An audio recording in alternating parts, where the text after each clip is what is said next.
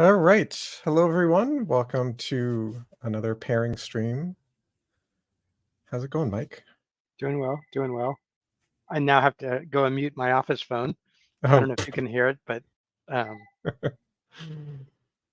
yes.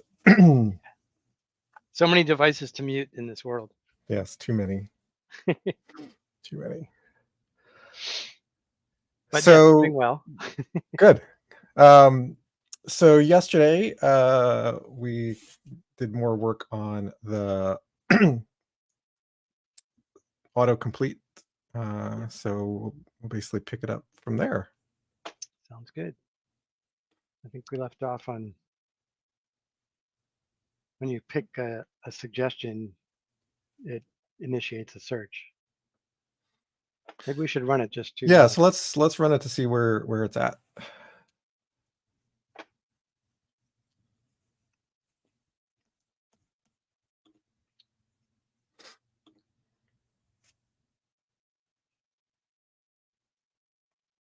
Okay.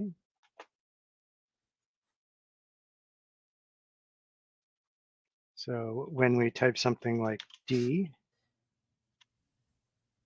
or C, which has multiple entries, Right.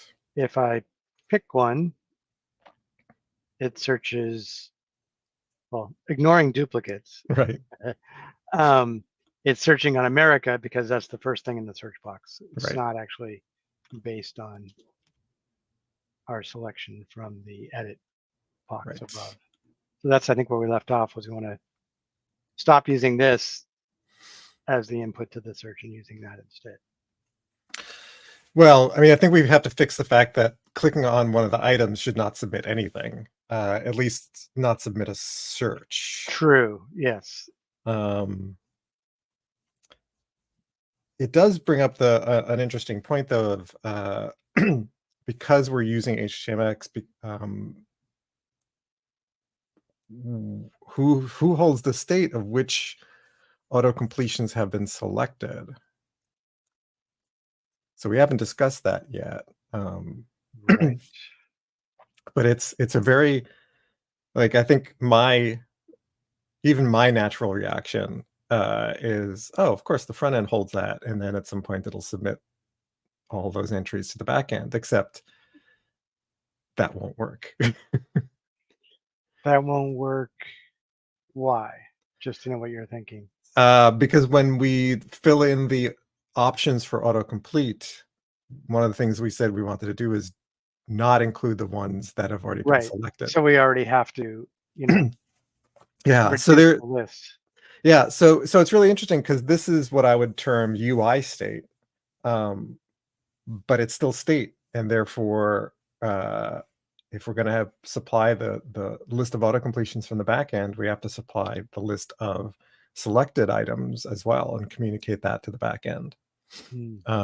So I think using a button is actually an okay choice. We just have to make sure when you click on one of the items, it does the correct thing. It doesn't do a search. It just says you've now selected. Right. You've now selected this one. Right, which gets us set up for multi-select. Yes. Right now we're doing single. Yes. Right. So it's kind of like a prepare for that. Yeah, and this came up yesterday where it's like, do we just do the single and then move on to the multiple? I sort of wasn't sure, but it seems like we have to do this regardless, and it would be a natural next step to go from one to many. Right. Yeah, of course. Makes sense. Hey, Tooks. Welcome. Hey, Tooks. Nice to see you. Oh, nice to see you. You know what, Tooks? We realized after the stream closed that we didn't answer one of your questions yesterday. Oh, yeah. And I don't remember what the question was. Yeah. If you do... So if you remember it, ask again. Yeah. I think it was something about HTMX and not reloading the page. That was it. Okay. And so, yeah, so again, this is sort of a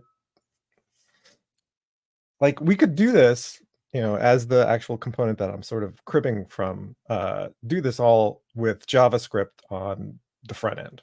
And then, basically when the page loads, it gets the list of all possible themes, and then all the interaction and UI state is held in the browser itself. That would be okay if we wanted to do JavaScript, uh, and that gets away. That would improve certain sort of latency.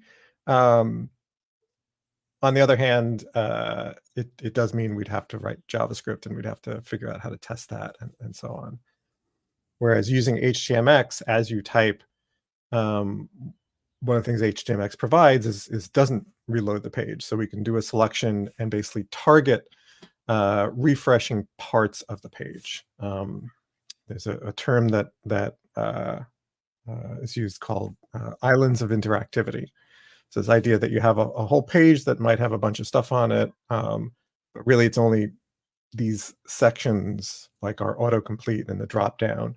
And in fact, you could sort of do even a live search as you do the autocomplete. It displays below the results, and you can then modify your search, and it's constantly updating the results instead of going to a different page.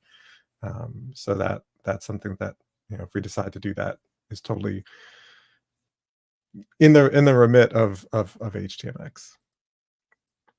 And this is the target thing you were talking about. Right. And there is, if you've watched my streams on HTMX, there's multiple ways to target. You can target on the response. You can actually have the response do what's called an out of band swap and target different elements. So that's how you would do something like as you've selected your themes, it would refresh the search, and you can do that with basically one request response. But we're not there yet. So I think then our next step is. I guess one other thought I had was, Yeah. sorry, just to go back to, No, is go ahead. that it seems like a lot of this stuff is done in JavaScript in the browser. That the way we're working, my sense, correct me if I'm wrong, is less common. Oh yeah. Well, these days it is. Yeah. This Okay, used to be right. how you did it 10, Right. 12 years ago. And then people got, I think, an entire generation got caught up in the SPA framework war of of increasing complexity, and it's been, I think, generally not a great place to be. And we've forgotten that, like, no, instead of trying to sync up state between the front end and back end, just keep all the state on the back end and let it update the front end. Yeah.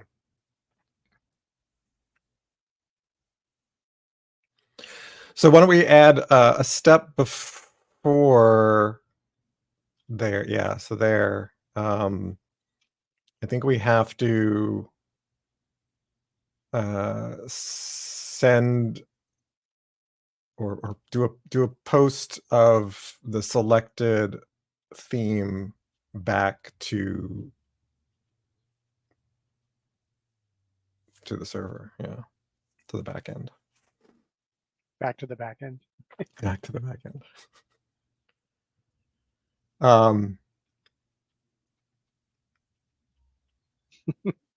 That's fine.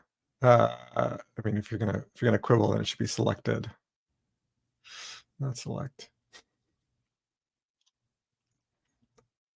Excellent quibble. I agree with that.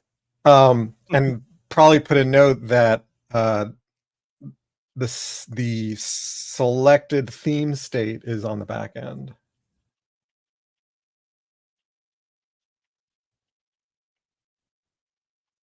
Maintained on the back end. Sure. Is back end one word or hyphenated? I think it's hyphenated. I think I hyphenate it. Yeah. Yeah. I think it's a software engineering word, not a word. Yep. It's not even hyphenated. Interesting. In Oxford Dictionary, it's 2 words. Well, yeah. So we wouldn't hyphenate unless it was describing something else. like the back end framework. Right. If it's the subject of the sentence, then we don't have a hyphen. Although it does look weird without it, but It does. Do we get a pedantic gold star now? Yes, we do. So let's think about this step. That means what we want is the button.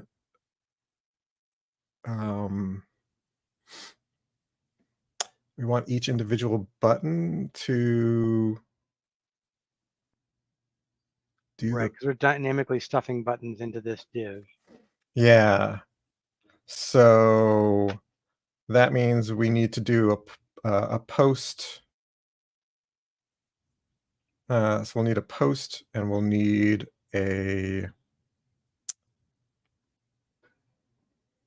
some way of figuring out what values we want to get. So Should we first yeah, turn off the current kicking off this button search? Actually, well, that's what we're going to fix. Okay, So I'm just trying to figure out, like, is there a way to turn it off without implementing the? Well, we're gonna fix that. So what we're gonna do is we're gonna add an option to the button that won't do the default post. Got it. So that fixes that problem and implements what we need. But it's not here. It's in our HTML transformer. Right. Yeah. So what we need to add is well, the first thing we want to do is turn this into a post against a URL. The button to a post, or have an HX? So there's going to be an HX dash post on it. On it, okay. Yeah. Now we should drive that from the test. Actually, we get yeah. This is only one. Yeah. Yeah. Now that we pulled it out, we can dive right into that. Yeah. So let's add a test, and we'll only do a single button. So we'll add a test. Oh, I guess we just modify this test. Because otherwise this test will break. Yeah. So what we want is actually, will this work? If you do it, so it's a double tap, and on the second press you hold it down. Oh, I was trying to do it that way. Okay, that double tap thing. No, it's not double tap on shift. No, control. Double tap control. Or is it? Actually, I don't know what it is on Windows. Let me search my cheat sheet. I have the word double. Yeah, it's control. It's a double tap on control. So tap, press, let go, press, and hold.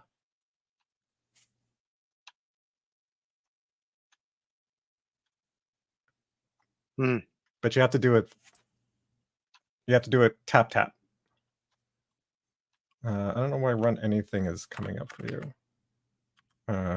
So it's tap a second time, but hold. Or is it tap a third time and hold? No, it's press and let go, press, hold, and then up arrow or down arrow. No. I remember we had this issue before we tried. Yeah, and you were not pressing it. You were waiting too long between key presses. There we go. Got it. Yeah. Yeah, I was moving it too slow. Yeah. Okay, so now here we want. You gotta be quick enough so the text that is a double tap and not just you hanging around and doing something else. Right. So what we want here is an HX dash post, and that's going to equal, and then in double quotes, this is going to be our endpoint URL. So this is going to be a new endpoint. I don't know what that endpoint is going to be. So some endpoint, we'll figure it out in a second. Let me actually see what do we call the other endpoints? Right here. So this would be under themes. So themes was a get. I don't think it would be a post. I think it's going to be a new endpoint. So it's let's call it selected themes. And here you can use Alt J. Alt J, yeah.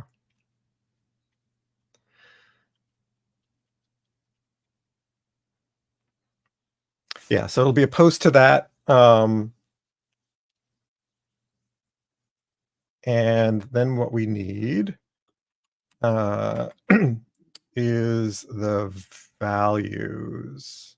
So when we do the post, we need to also specify and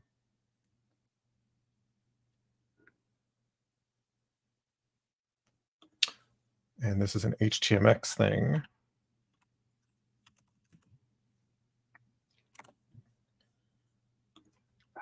That is it.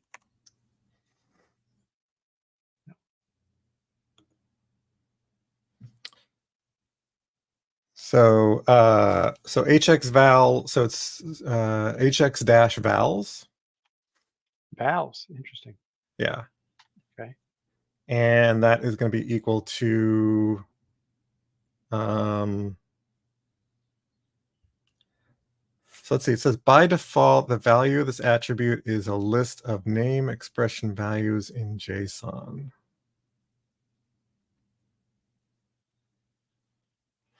What we want to submit is basically that string.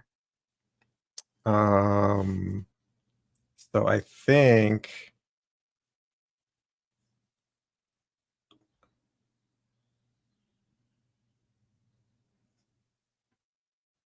You want to show what you're looking at? no, I'm just thinking of what do we want to send. I think we just want to send one name value pair. So it's going to be an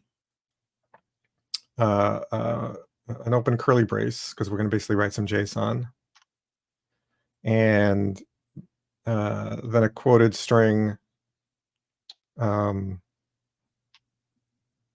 Really? Like that? Selection, because this is JSON, so it's all quoted strings Okay. for keys. Let's call it selection. Then close the quote in a colon. Then a colon. Yeah, because remember this is so JSON is double quoted thing, colon, and the value. And the So value. what we want here is, and this is going to be different for these two, so you're going to want to take off. I'll do it and then just change it. Okay, so it's going basically it's going to be cats and dogs Got it. as the value, but that has to be quoted as well. Oh no. No. Okay. I'll just do it this way.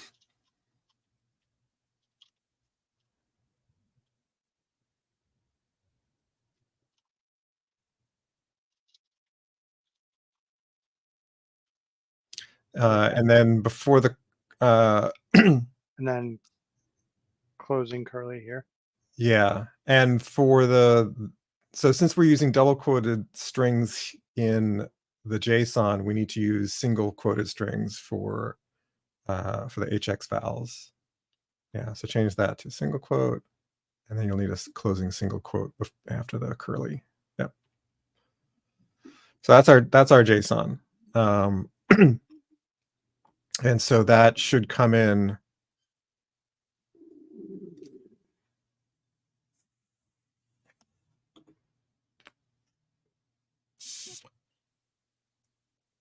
I think that'll come in as what we want. Is there anything else we need? So this is basically saying we've selected this item. So anything else we need to pass? And right now we're just doing single selection. So well, you can only click on one button at a time anyway. So right, that's true.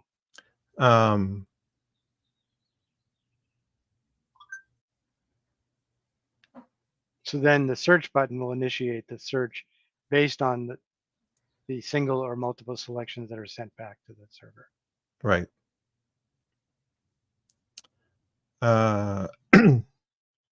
How do we feel about selection as the key? Do we want that or do we want theme? Oh, selected or well, the endpoint's called selected themes, but it's actually selected theme. Or will we make it? Well, it's opposed to an endpoint. So selected themes is the idea of we're creating another resource under this endpoint. So that's why it's plural. Okay. So then I guess it would be theme. What do you think? Yeah, I was thinking because I was thinking ahead to when you're going to remove a selection, we're basically going to do a delete to this endpoint. So I think theme, because that's actually what's being selected. Yeah. Right. Yeah. Sounds good. So I'm just double checking. That's what's going to come in from. Yeah. Oh, that's weird. Oh,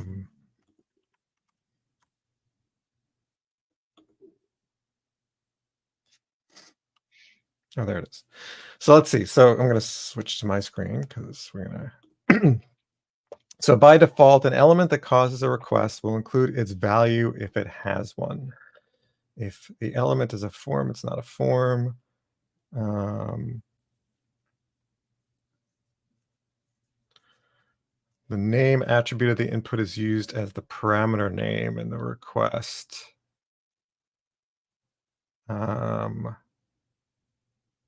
So maybe we actually don't want to use the vals because that's for sending JSON, but I think it's easier if we send sort of standard form input, which is then easier.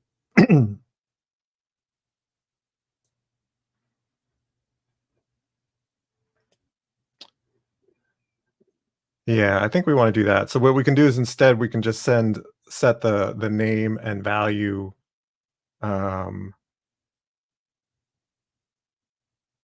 attributes of the element directly. So That's certainly cleaner. let's try that. Okay. So change this to name, HX vals to name. I would just delete it and let's let's start over with something else. Okay.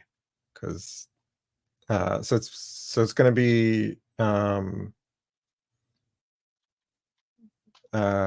name equals theme. And you can put that in double quotes. Yeah, no, I was working on it. And then value equals, and then the value of the selection.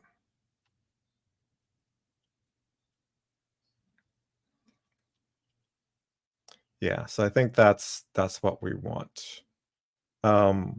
What I'd like to do is validate that that's what we're gonna Get. Yeah. So You want to just create a dummy button somewhere outside of this that we can inspect versus the dynamically created buttons? Yes, we just need to have some endpoint that it's going to hit so we know what's being sent. Oh, That's fine. We can create a test endpoint and then delete it. okay. So what do you think? Just So I'd stick it where it ends up going anyway, which is in the autocomplete box. okay. And then dummy endpoint, what do you want to call it?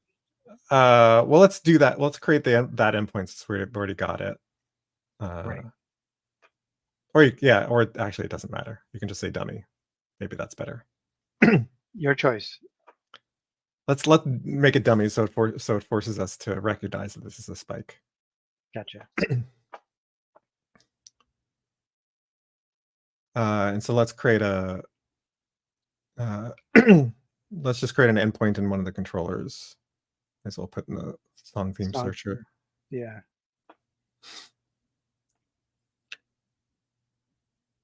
And it's a, well, first we'll just do.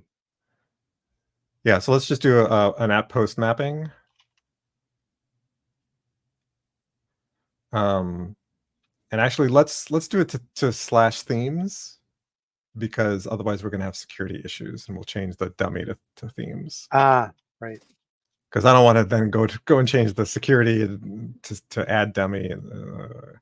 So this is going to be public void dummy. And what we want is let's do a map of string to string.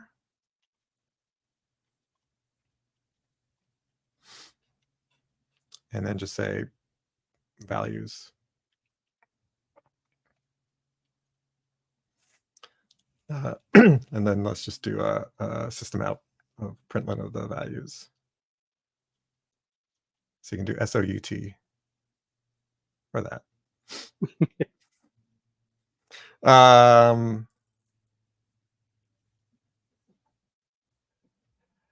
Yeah, that's it on the back end. And so let's just go into the HTML and change it to themes. And then let's try it out. Can we try it out just by? No, we have to. No, because you got to have the server running. Right. Restart the server. And go grab the. Actually, where do they put it? There it is. Wait till it's done starting up. Initialized. Okay. And then we press.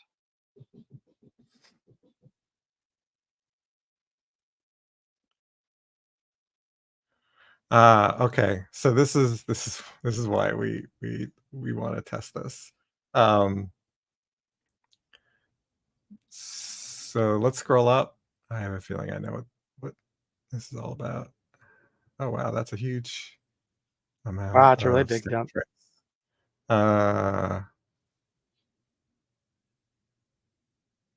Template themes. Error resolving template themes. Okay, that was surprising. Oh, sorry. Want to go farther up?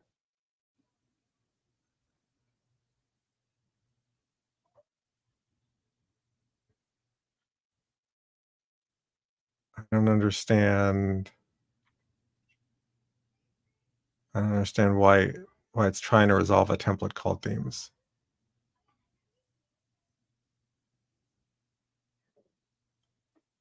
Let's scroll up.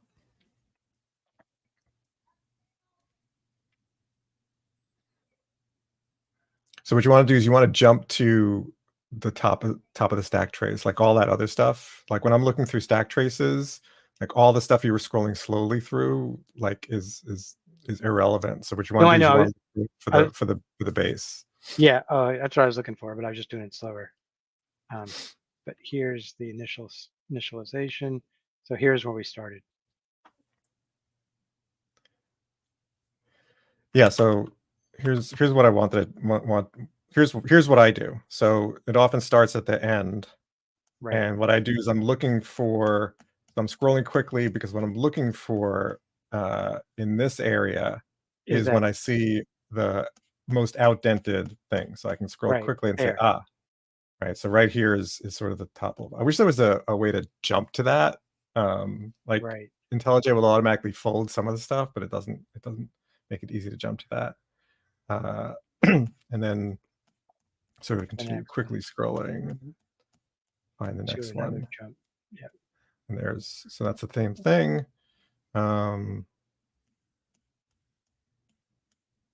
It's interesting that it happened. And then we can then we find we're here.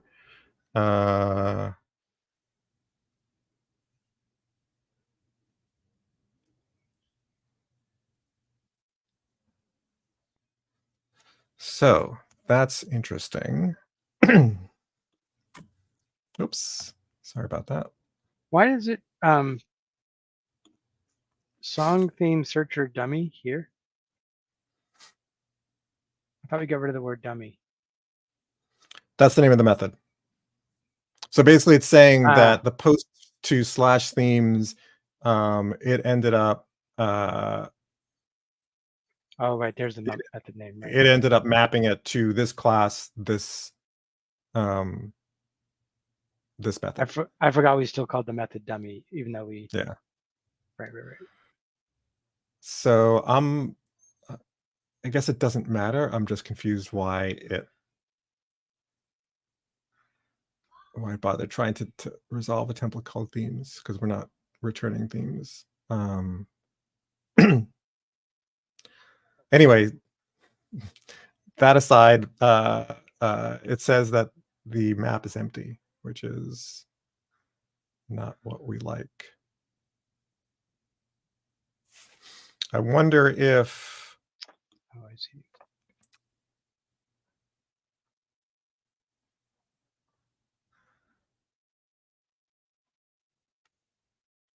it's automatically um, encoding it in JSON.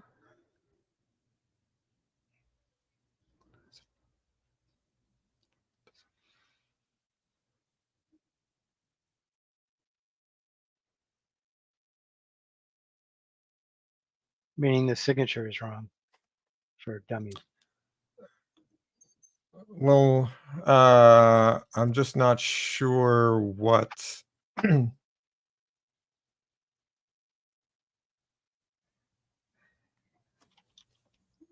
not sure why it's not passing anything. So we clearly clicked on the right button. Um,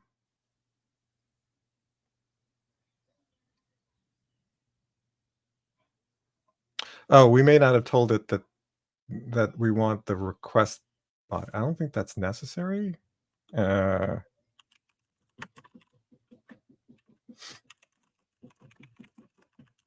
We didn't tell it that the what? um, so when we actually, let's do this.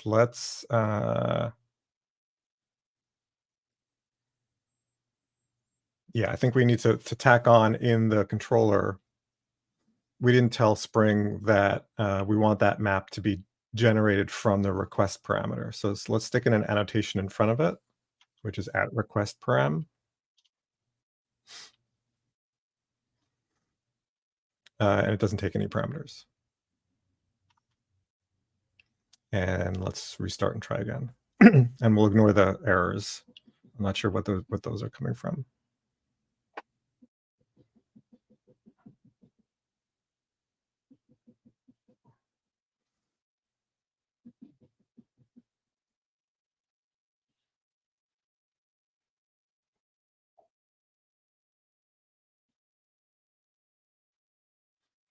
All right. So let's scroll all the way to the top now that we know that that's where the useful information is. Here's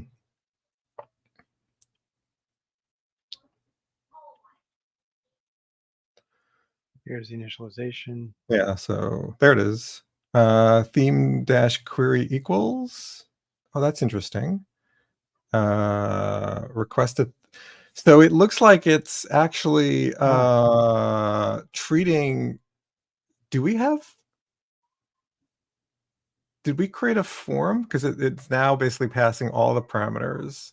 I think Oh, we might have created a form, and that's why we're getting more parameters than we expected. yeah, we Yeah, did. so it's inside a form, and that's why. We probably don't want to do that. So let's change the HTML. So I'm glad we experimented. Let's change the HTML to, I think we want to move that form down to just above the select. So 41. Yeah.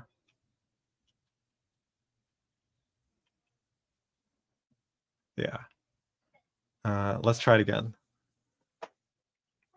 So now I'm expecting that we'll just get name, uh, Name value.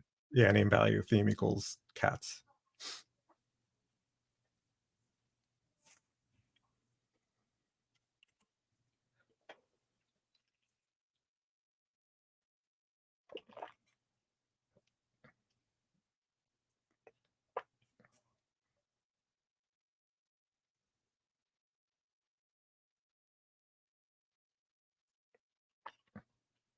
I gotta go back to the top. Yeah.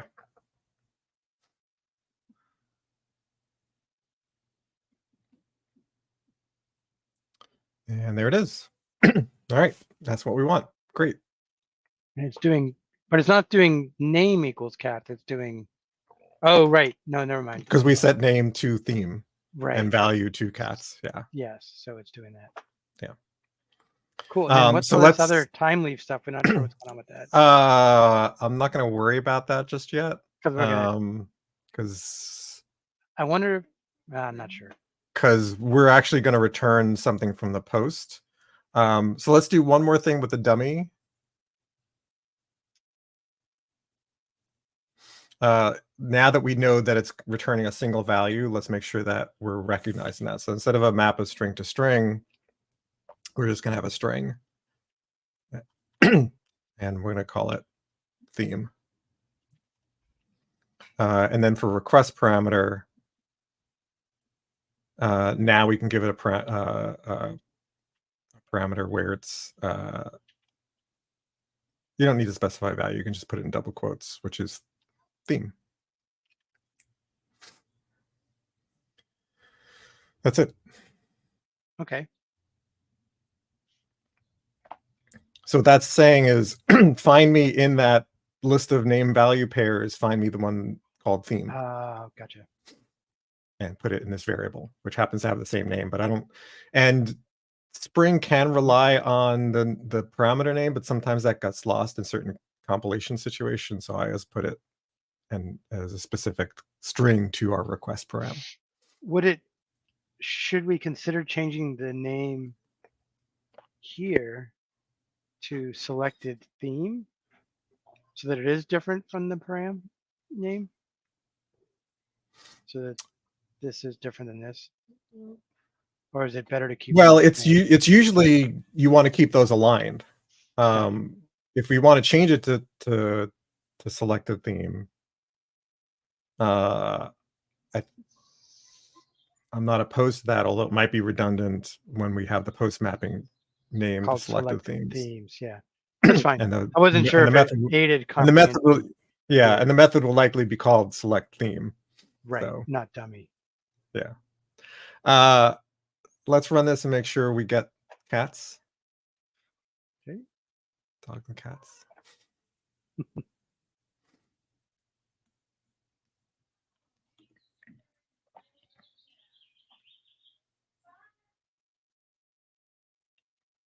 So before you switch away, what I usually do at this point when I'm doing this kind of console monitoring is I hit the trash can to clear what's there, and then it makes it easy to go to the top. Oh, sweet.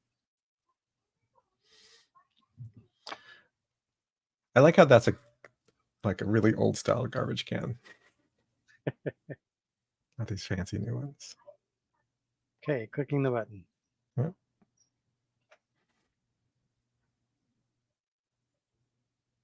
Now you can just scroll to the top.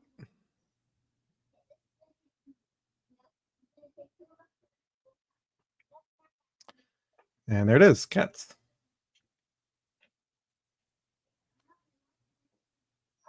So by doing that, we've basically parsed, because before it said theme equals cats. Now it just says Right. cat. Right. So we don't have to do the parsing manually. That's the idea. Yes. Yeah, the way it comes in is usually it's form URL encoded or JSON, but we don't care. I think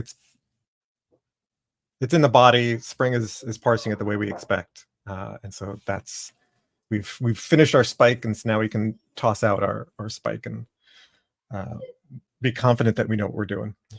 Got it. So we're gonna delete this endpoint, or yeah. So let's delete the post mapping entirely.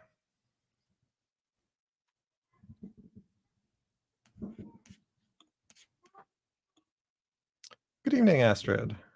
Hey, Astrid. Oh, and you gifted a month to Tukes. Thank you, Astrid. Nice.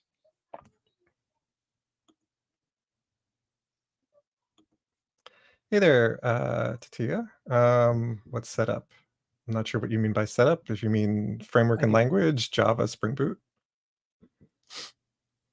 Welcome. And if it's All right. different than framework, then clarify the question. Yes. So if that didn't answer your question, ask again. All right. So what else do we want to delete? Let's delete that cats button. Right. And that's all we did, right? Yeah, we did move the form down here, but that's we needed to do anyway. Yeah. So let's do a commit on just the HTML.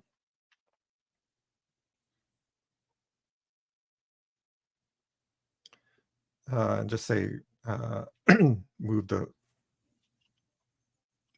autocomplete outside the form.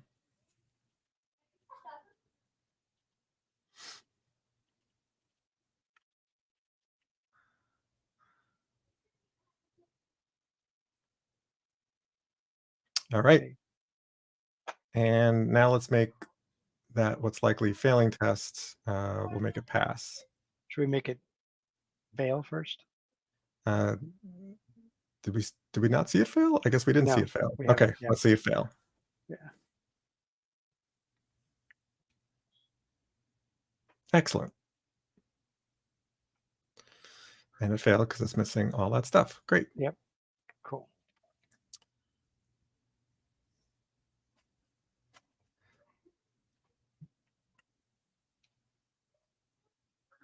We could just actually no. Yeah, you can certainly grab the hard-coded stuff. Yeah. Up to there. Well, actually, I'll take out the cats in a second. So.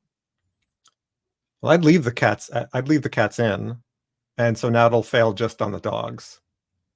Ah, good point. And then we'll generalize that.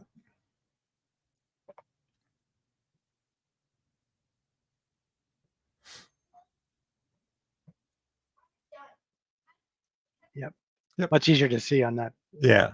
Click to see the difference. Oh yeah, totally. All right. Okay. Let's generalize cats. So then you want to get themes in here.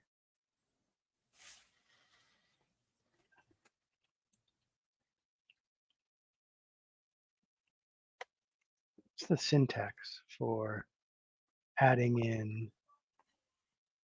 I think you have a bigger problem. How do you know what you're going to put in there?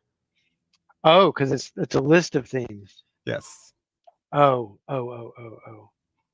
And then below we're doing we're stream collecting. Let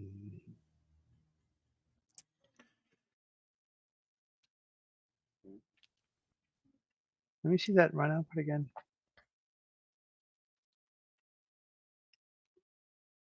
So it's doing this part correctly. For both.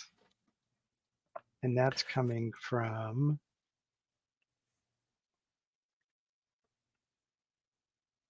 because the joining is taking right. We have to somehow. Yeah, I think we're gonna have to move away from using joining and just map each one individually. So in other words, not use streams, or still use a stream? No, you still use the streams, but not use joining, use map. Got it. Okay. So what I would say is, since this is a refactoring that we're about to do, essentially. Even though we're red? Oh, I see. Well, I was going to say, let's get back to green and do the refactor. Meaning, which way to getting back to green were you thinking? Whatever, basically revert stuff until we're back at green. Oh, I see. So take this stuff out. Yeah. From the test. Yep. Probably want to save it off somewhere, like in a comment. I was totally thinking that. So what I would have done is commented those two lines, duplicate. Even better. Yeah. So duplicate the entire lines, and then Control D, I think will duplicate, by the way. Oh yeah, I forgot about that one. And then and then revert those lines. Oh, actually, you're right. I could revert them manually. Well, that'll revert No, the entire area, unfortunately. No,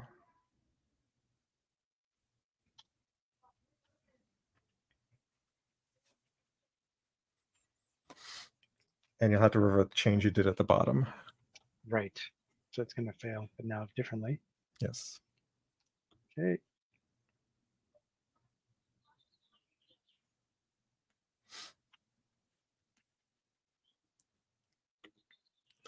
So Astrid says, when failing test disturbs deployment, just comment them out. Yeah, I guess. If you want to avoid somebody finding out that you have, yeah, that's. Okay, got green. All right. So let's refactor our joining to just map one by one. Can I think we'll still need the joining, but we'll only want the new line separator. We won't need the prefix and suffix because we'll generate those. So we do what, a dot map here? Yep. And so what we get is a string, and we want to generate a string. Like this? No. Remember my map. My streaming skills are pathetic.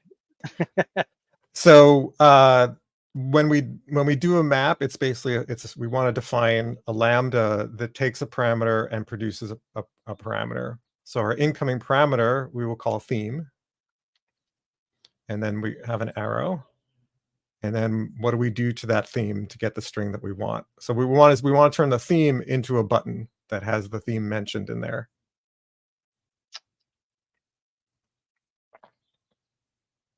Got it. So it would be. Well, what does it say in the test? Copy and paste from the test.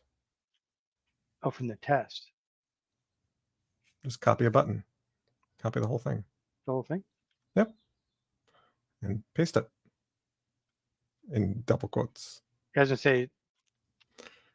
Right. So we have basically said right now we're mapping all themes to cats. That's fine. That's a good first step. Okay. And then we want to collect. We don't need the prefix and suffix. What we want is just a new line as the delimiter.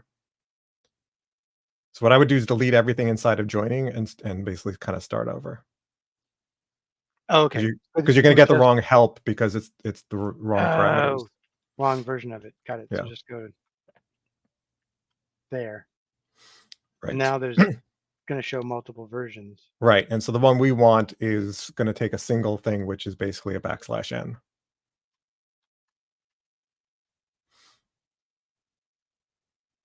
And if you ask for help, it'll show now the help on just that one. Or not, because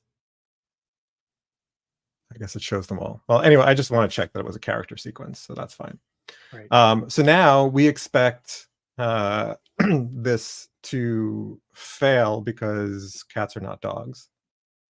But that should be the only part that fails.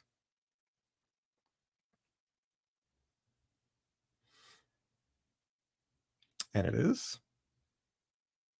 And so now we can generalize. So theme, can we do like a, well, we get quotes here. You can do a %s and then do dot formatted. Okay, cool. So then here, dot formatted. %s, not x. I know. What? Just making sure you were paying attention. All right, good. And then theme. Right. So now it should pass. Something. Curious what it's suggesting that you do with that. I suspect it's going to suggest a method reference. Yeah. Yeah, so what does that look like? Does it do string colon format it? What I'm curious what it'll do. So do it. Interesting. Uh, that But that's how really an interesting way of doing it. It totally makes sense. But that's hilarious. but how does it but it's not clear that it's doing theme in Well, the sure percent it %s. is. Is It it takes a because parameter. uh No, it's definitely implicit rather than explicit. I don't know that I would ever do this, but it's interesting. I think we should revert that. Yeah. thank you. Um, I mean, it yeah. I think it's non-obvious, like you said. It's like where that the percent s isn't going to stick out or anything. So Right. um, we can get rid of line 8 and 9 because we're not using that Oh, anymore. oh yeah, you're right. Is there So it's any funny. I'm not sure that this. I'm not sure the joining was actually better than this. I think this is actually more clear than what we had with the joining. So this was a good refactoring regardless. true. Agreed. Yeah. All right. So now it should pass. Yeah. Yep. Um, it passed before, but Now, now we know it yeah, yeah. passes. And now And we go back. now we can move forward. We've done our prepare. Now this will fail. Right.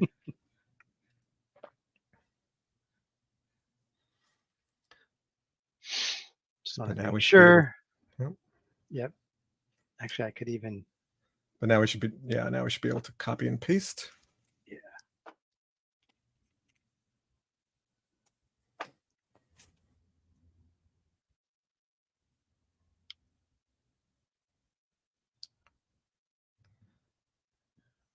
Can we convert? To that's what I was thinking too. Yeah. Is it This going to allow us to do a quick fix to a text block? to that. Let's see. Control. Uh, no, I wouldn't select anything because it's the whole string that we want. Oh, right, all the way out to here. So that's why I wouldn't select anything.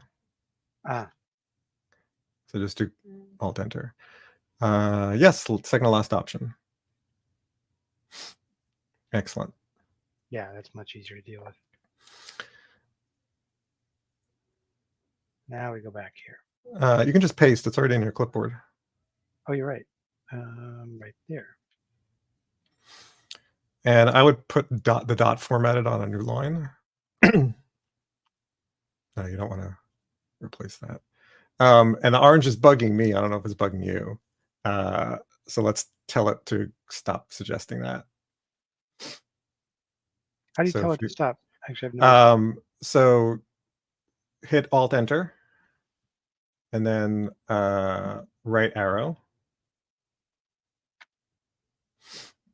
and now disable inspection or suppress for. Let's suppress it for the method. No, let's suppress it for the method. Okay. Right arrow. That's a good one. And Yeah. now, So whenever so often IntelliJ especially when you do quick fix, selecting the item and hitting the right arrow gives you options for that item. And so especially for things like when it's suggesting to quick fix, you basically do the right arrow and tell it not to do that.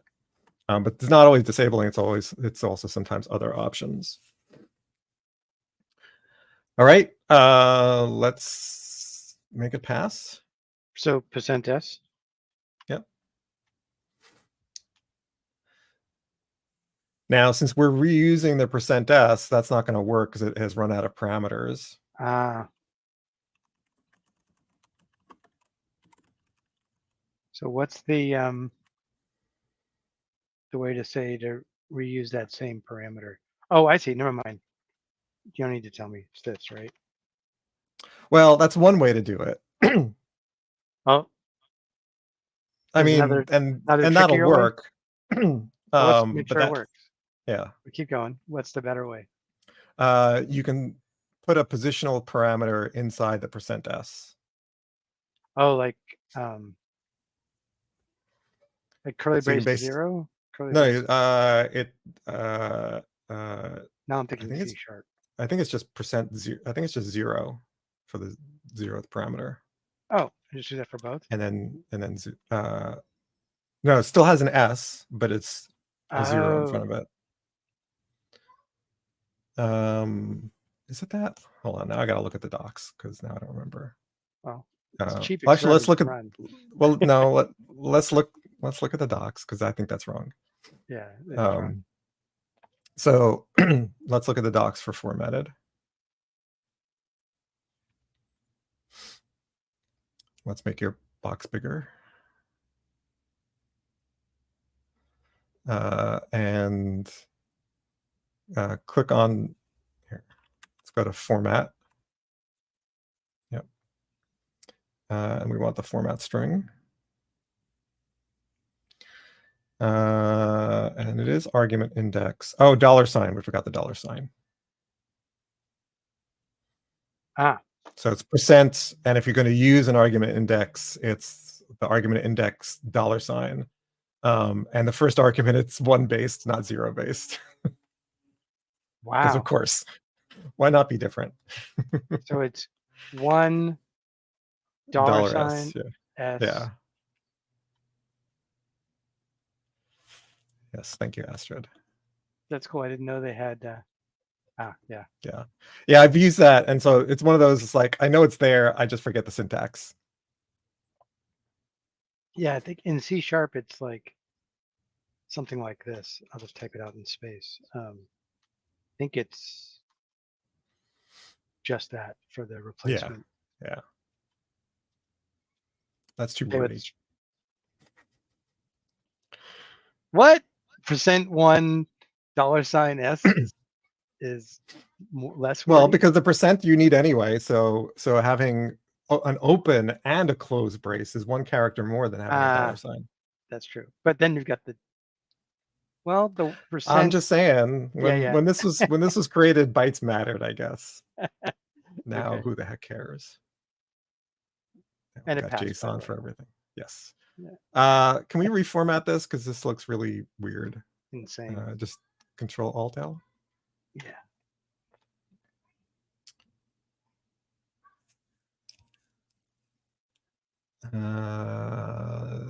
Yeah, that's fine. Yeah. Took me a bit. I think it's okay. All right, so we've got what we want. Let's commit.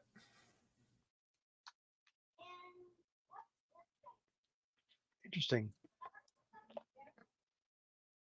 I always thought Control K selects all. Looks like it remembers from the last time. Control K should select all. If you hit Control K again. Interesting. I wonder why it didn't that one time. I don't know. Sometimes it'll open up the commit window and won't change anything, and then another Control K does the check everything. I'll try that next time it happens. Yeah, next time it happens, we'll try to notice it. Yeah. What are we saying in this one? We pretty much just updated our HTML to add the HX post. It's a press warning is what it puts in. Yeah. Sorry, you were saying we should type in what? Added HX post, or added HTMX post for buttons.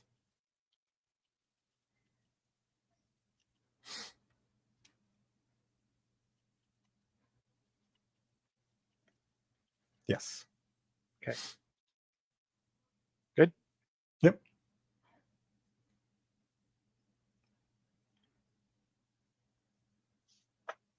Forgot to check Jira. How are we doing? Postive. No, we're still working on that. We're still working on that because we've got we've now defined what the HTML should look like. And so since we're at our hour mark, probably take a break. Sounds good. And then when we come back, we'll we'll test drive the post mapping endpoint. And then we'll figure out what's next. So after the post mapped endpoint, we will then need that post mapped endpoint to basically do send the HTML to display the selected themes. With selected themes? Well, it's HTML of or for the selected theme. Yeah. At this point, we're doing one theme. Well, we'll do one, and so the HTML will send it back, and then we'll do many, Right. and the HTML will send all those back. Yes. Right. Yeah. Yeah. So the way we'll start mixing up these two JIRAs, which is fine. Right. Right. Astrid mentions that message format, on the other hand, uses indexed-based things because message format is newer or uses newer syntax. Who the heck knows? Inconsistencies abound. Thanks, Astrid.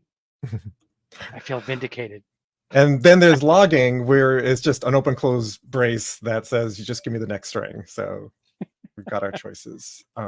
Once we get string interpolation, then finally we will have one way of doing things, and all the other ways should be deprecated. But unfortunately, we're at least a year away from that because they had 2 previews of string interpolation and they pulled it because they wanted to do a redesign. So there's nothing in JDK 23, no string interpolation at all. So we probably won't see a preview until JDK 24, which will be in 9 months. All right, let's take our break. And when we come back, we'll continue with our autocomplete selection. Cool. Sounds good. All right. See you after our coffee break.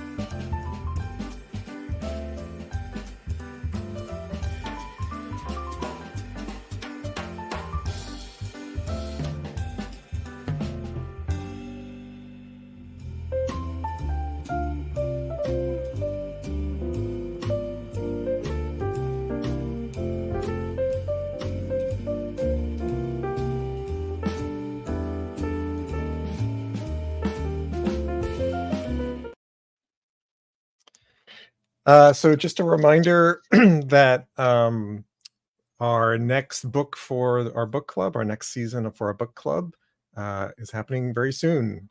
Sunday, this coming Sunday, we will be starting with chapter 1 of Martin Fowler's refactoring book. So make sure you, if you have not already joined, there is a very easy way to get into the book club. You basically go to this link, join the Discord if you're not already a member. If you are a member, or after you join, send me a direct message to @JitterTed. Just let me know your name, and I'll get you all hooked up. So we meet on Sundays from 10 a.m. to 12 noon Pacific time, which is 5 to 7 p.m. UTC.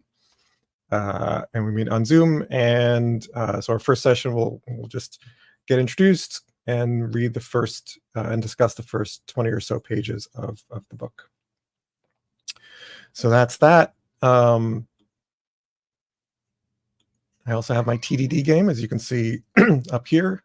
TDD game. I also have, you can't see the game here because it's green, so the green screen is overlaying it. But just got a sample of some hats, and this actually came out really nice. This is embroidered JitterTed's TDD game. So if you want a TDD game hat, they'll be available for sale pretty soon. All right, back to code. What's embroidered this code? What's embroidered this code? What's that? What's embroidered this code? Yes. Since the hat's embroidered. Mm-hmm. Finely crafted. I was actually impressed with, like, it basically took a raster image and turned it into an embroider pattern, and it's actually quite impressive. And it did a good job on the colors too. I was just very impressed. Oh, that's cool. All right, so now that we know what the post is going to do and what it's going to look like and what it's going to send, now we can properly write our test. So would it be what is it? B? No. What do you want to do? I was going to go to the test for this. Oh, this one. Yeah. Control-Shift-T. We want the MVC test first. Oh, right. I'm just going to do it old school then. No. Control N. MVC? Yep. Yeah. Then it would be themes. Yes.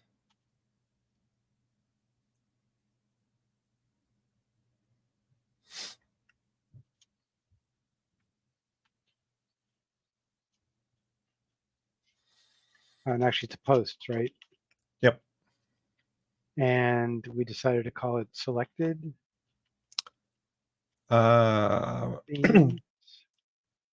Yes. Yeah, selected themes. Returns 200 for a post also? Let's see. We are going to return content from that post. So yes, it'll be a 200. I'm just going to steal here and change it to post.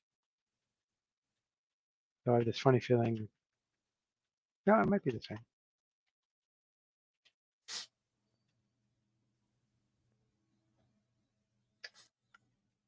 So you can do Alt-Enter to import that when you're ready. Oh.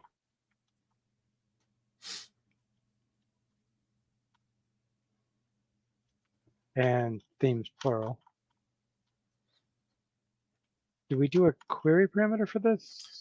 So we do want to put in a param, so outside the paren, so not as a query param though, because it gets sent along as part of the body. So if you hit enter and type dot, you'll get params, or param actually. And then this is the name value pair, so you can say theme comma cats or something. Yeah, what are we doing? Theme.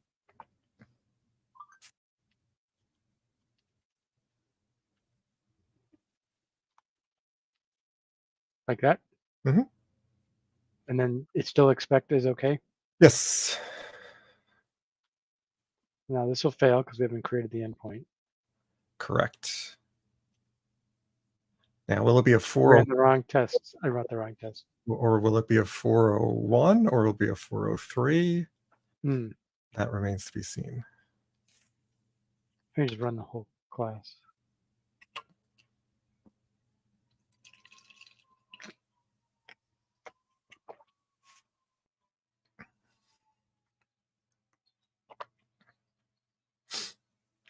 It is a 403.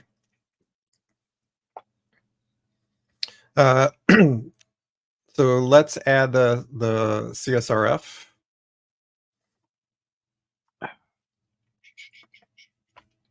Is it auth in the name? Is it there? No, we'll get to that in a second. We need to add the in the test after the post. We need to tell it that it should generate a CSRF token. Oh, that I don't know how to do. Do we do that? So we do that elsewhere. If you do a search, you can find it, but basically as part of the post. So after the dot param. So this will be a search, not a file search. Yeah. CSRF. Cross-site request forgery. Yeah, so it's like that second one.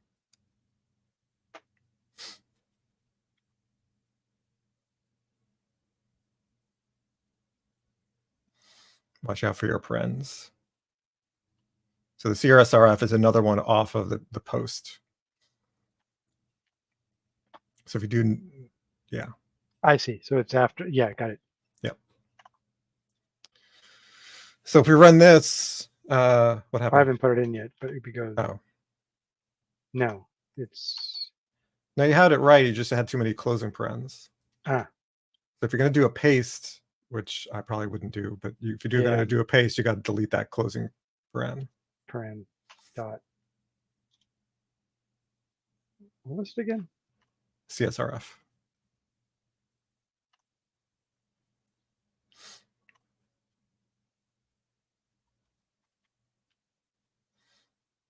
Yep, and import that. And then close the paren at the end there.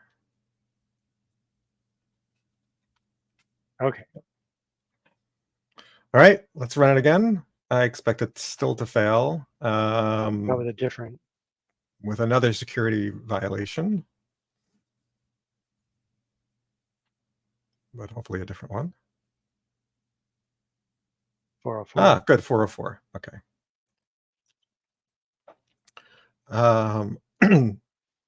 Yeah, why?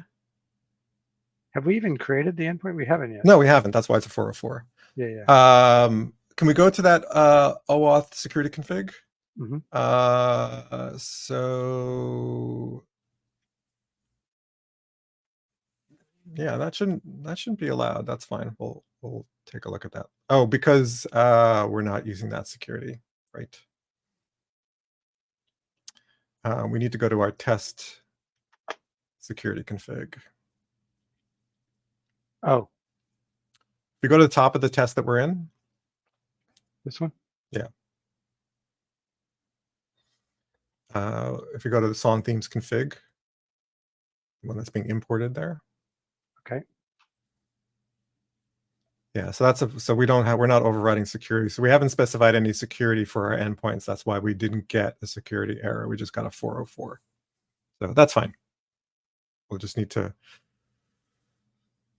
We should probably go and add it to our security right now, because otherwise we'll forget. Yeah. Okay. So do what? Where? So in the OAuth security config, after the themes, we'll add that new endpoint.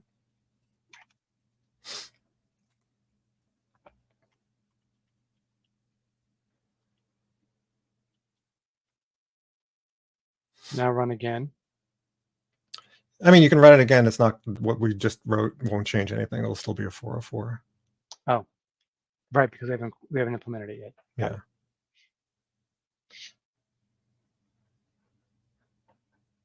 All right, so let's go make the test pass.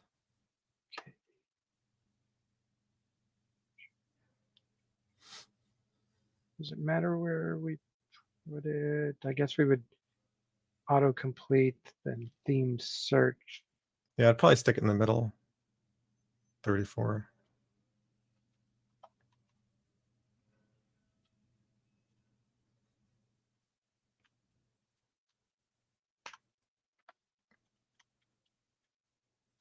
I think I don't know how that happened. yeah. You can do Control Shift J. Combine it. Nope. Not anymore. Let me Undo didn't do it. All right, never mind. no, it's weird. Okay. It's probably because it's not attached to a.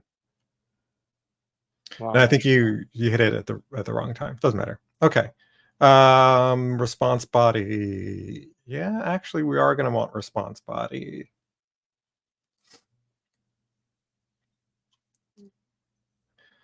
And yeah, let's write the method. This is a void because it's a post, right?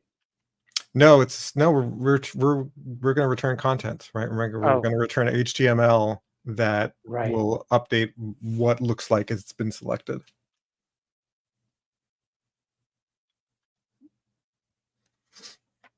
Do you actually want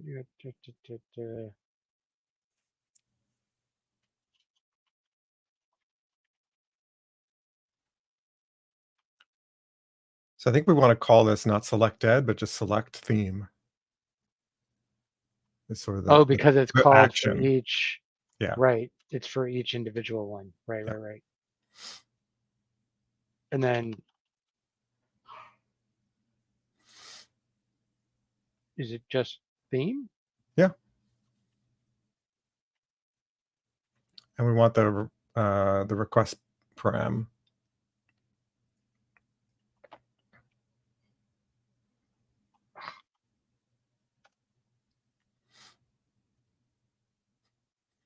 Any values or leave it just straight up? Yeah, and we want theme as the name.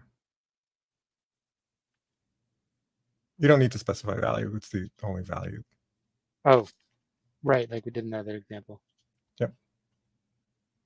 Okay, got it. All right. And then doesn't matter what we return. We're going to return an empty string.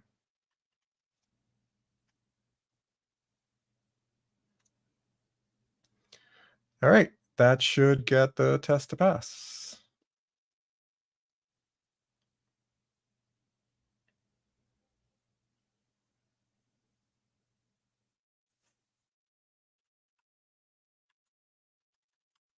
Cool.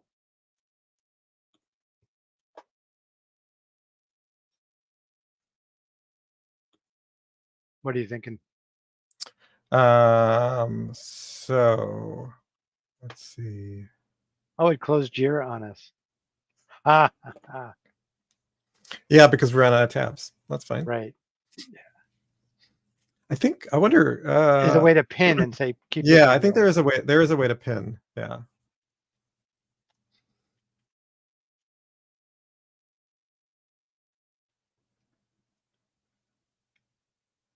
I think when you pin it, it automatically moves it, but to the left. Yeah, I think. Yeah, try it. Yeah. Move it over here and then do pin. Yeah, it does move it left. That makes sense. Totally. Makes sense to me.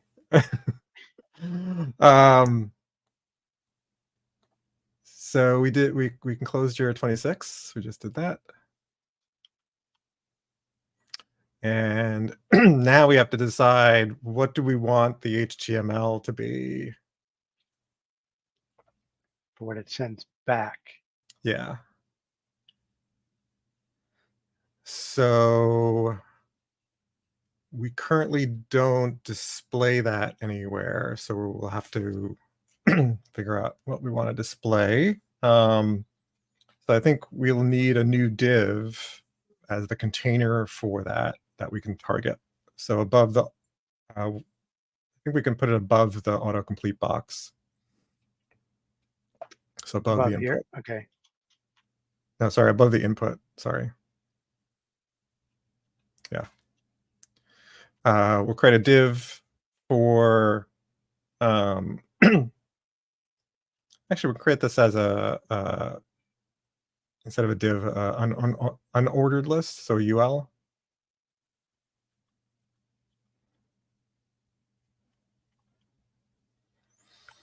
By the way, if you had changed the div to UL, it would have changed the closing tag for you Oh, automatically. both of them. Oh, that's pretty sweet.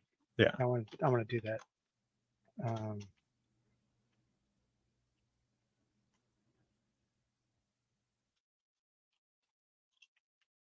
Oh, that's cool.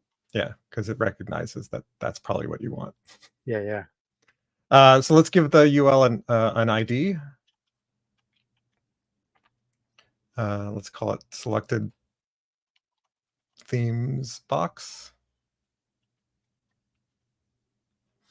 What else do we want there? We'll also want some HTML. I mean, some So CSS.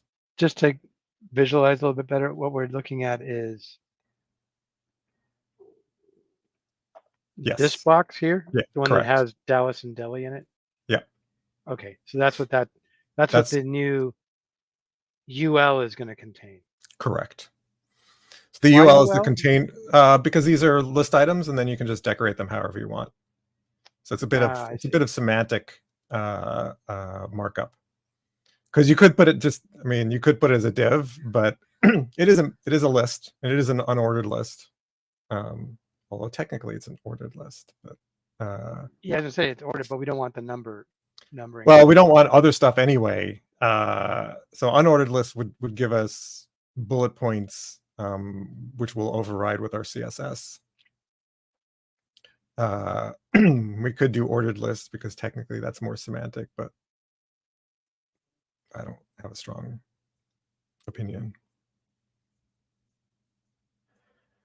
So let's add some CSS. I think we can go directly to adding a class, and we'll define the CSS upstairs, as it were. We can just call it selected themes box.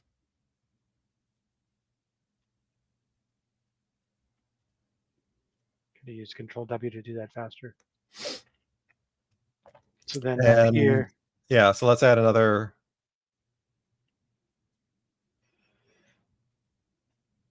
Yep.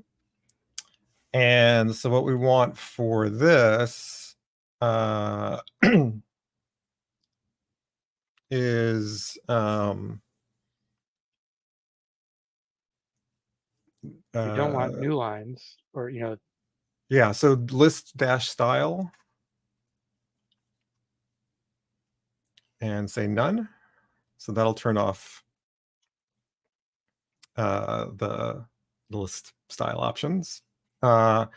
Let's turn off margin. So let's set margin to 0. So margin : 0. And yeah. What else do we want? We want,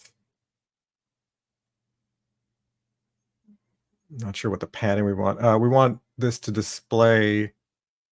We want this as a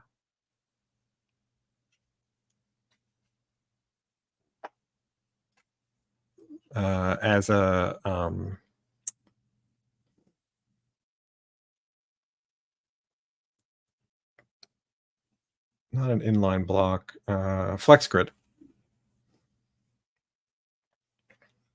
So we're not exactly copying the styles because I don't like some of the way whoever did this did some of the styling. So we want display : flex. Flex. Yep. I think that's it. If we want to sort of preview it, we can scroll down and manually add some list items to line 35. Yeah. So let's just create a couple of list items.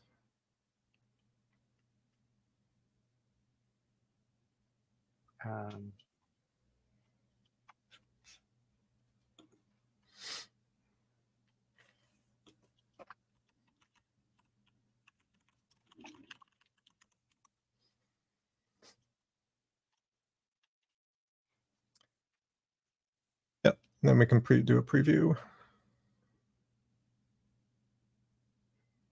good enough. We'll have to style the individual list items. I guess we could do that now, and then we'll. Right. So you don't need to do that, because what we're going to do is we're going to style all list items inside of. We're going to let CSS cascade for us. So we'll do it at So, this level or within yeah. this So, class. yeah. Yeah. So what we want is no, so it's not inside this. It's going to be another CSS thing.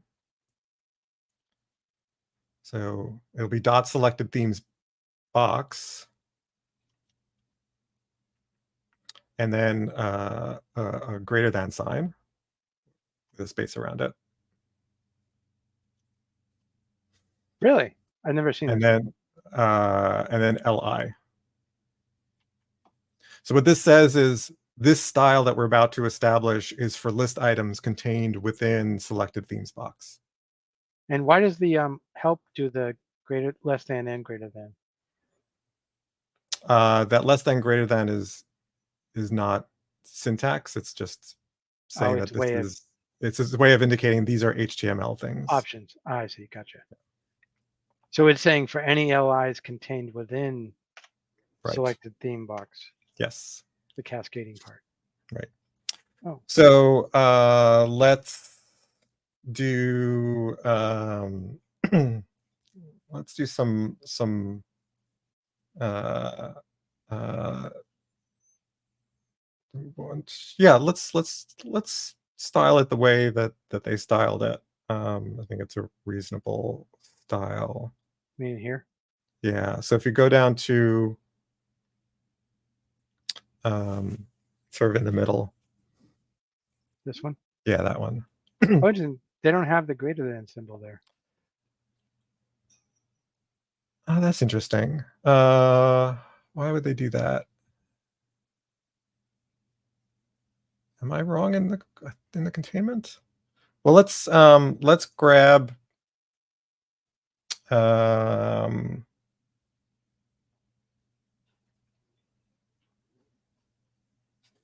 We grab all of it, and then we can chop out what we don't want.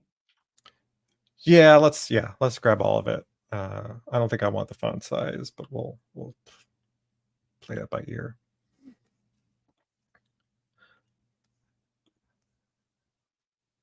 I'll get to this question in a minute. Charles, welcome. So Why does the preview now? Before it was showing an A. I know sometimes it's like it doesn't split at the screens. It does weird stuff. I don't know why. That's. I wish it was on the left aligned. That gap in here is confusing to me. Oh, where is that gap coming from? That's weird. Oh, I wonder if that's the internal padding of the unordered list. Yes, that's probably it. So let's set the 26.5. We'll set padding to 0. Let's try that. So you can just hit Control S. That was it. There we go. Yeah. Yeah, because when you do an unordered list, the list items are indented, have a default padding on their left. Right, of course. Shows as indented. Yes. Yeah. You would have That's think of list style none would have.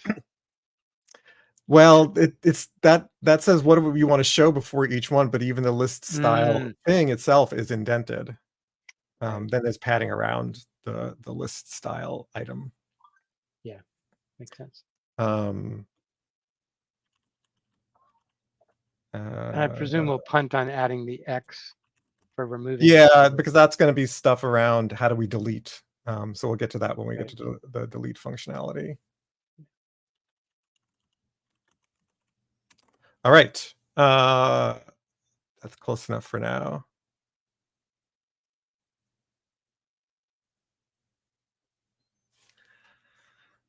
Do we get rid of these hard-coded Halloween? Yeah, since we now are happy with how that looks.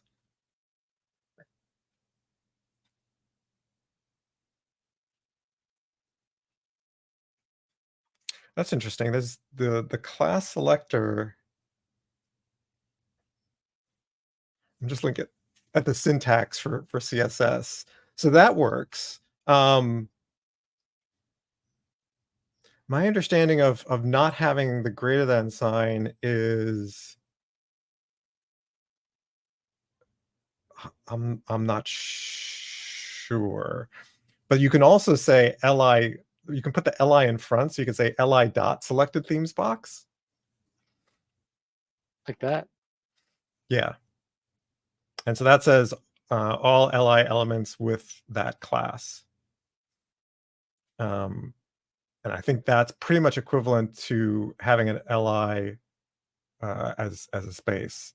Oh, okay. So Charles says only first children. So the greater than sign means only the immediate child apply it to. If there happened to be further nesting, then you would not apply it to that. Okay. For In us, I this think case, that's for us. We're only going to have one level deep, so I think that's fine. okay. So leaving it as is fine, or go back to the greater than. No, we can leave it as is.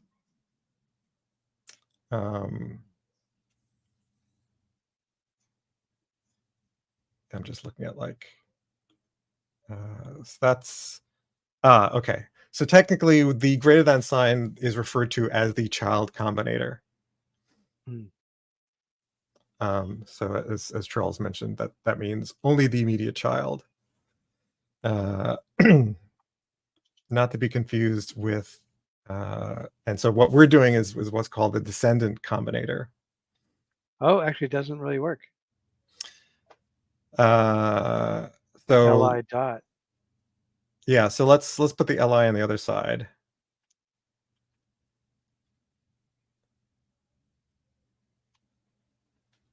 And hit Control S. Huh.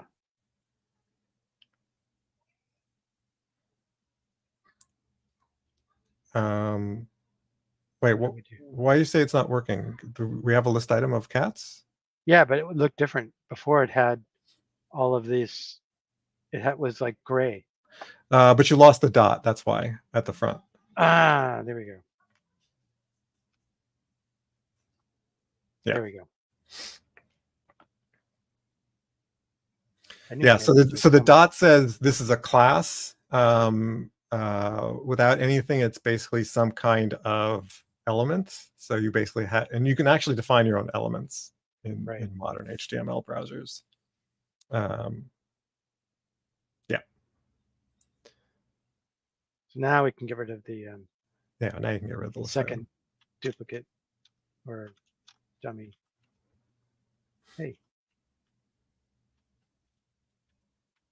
Okay.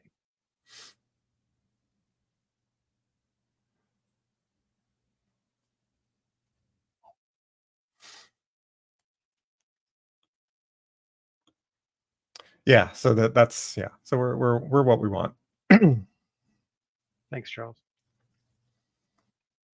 So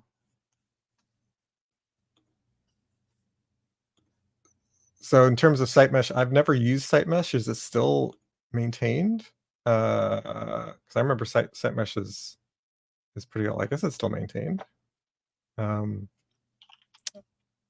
So for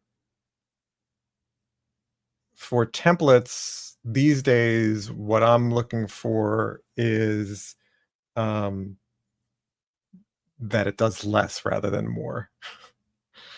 So I want like super minimal, compilable, testable stuff. I'll take another look at site mesh. I haven't looked at it since it was like site mesh 1. But my tendency these days is most of them are just trying to do much more than I want, and so it's a level of sort of coupling that I'm. But I'll take another look. I actually haven't looked at it in a while.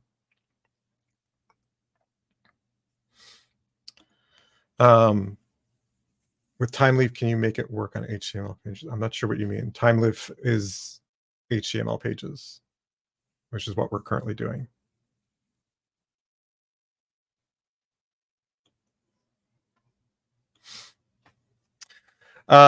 So we've got our target is our selected themes box.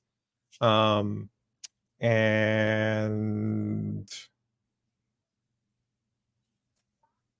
yeah, I think now we can drive our test. So what we want is we can now drop down to our IO free test against our song theme searcher.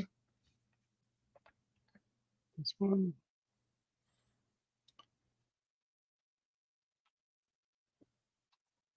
No, no, no, no. Control Alt Shift T, right? Yeah. Yep. Navigate. Go to. Yep. No worries, Charles. Yeah, and that's one of the things I really like about Timeleaf is that it is an HTML. It is an HTML page.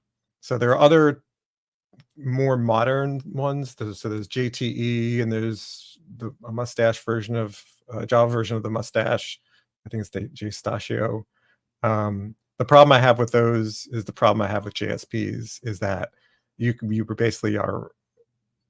It makes it too easy to write code, and my current way of going is I want to have zero decision logic and therefore zero code in my templates, which is why I think most of the templating systems do too much, especially if you're doing HTMX.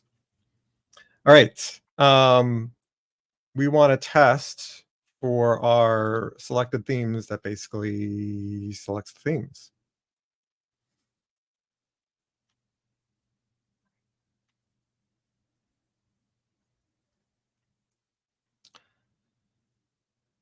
So I think those are against the autocomplete themes. It's the news. I think this is different. This is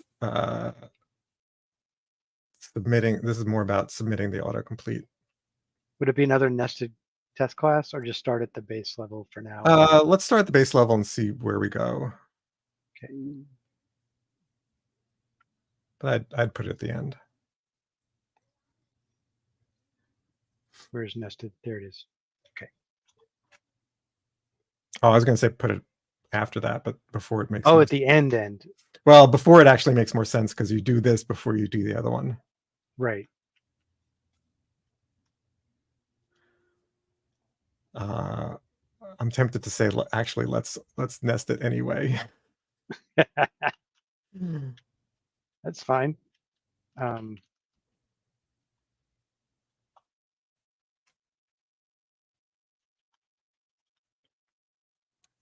And so this is I don't know, something about selected. Yeah, I'm losing track. Yeah.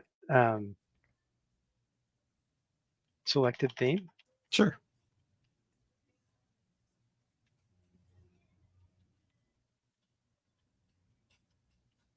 Actually, what happens if I do? No. Control Alto. Yes. Yeah, Alto. Okay. Do you want to fix the typo in the class name? No, I think them. No. Selected them? Yeah. We selected them. All right. So what is this test going to do?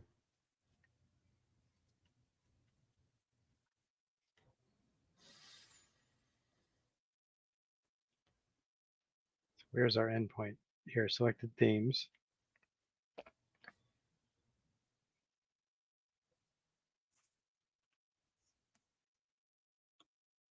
We wanted to return the HTML for a single theme. So it's the LI, right? Mm-hmm. And we want it to post. I think we'll do it an out of band swap for this. So yeah, so we want what? So post of the theme returns HTML with the theme is basically what we're saying.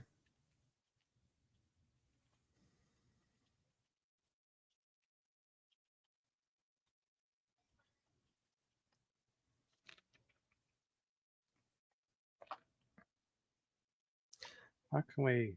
And I feel like Wordsmith that. I feel like we also want to say something about with no themes selected.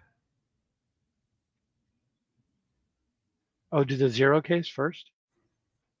Well, there is no 0 case, but want to make it clear that we're doing the 1 case as opposed to the many. I see. So it's sort of the, it's sort of the given no selected themes.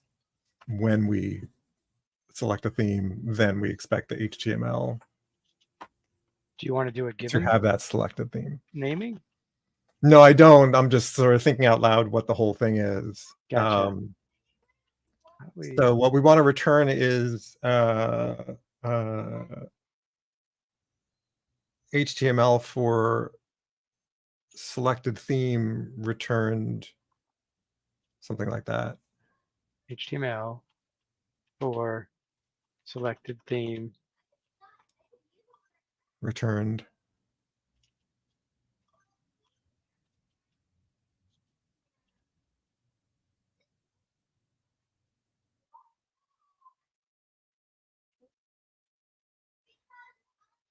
HTML for selected theme.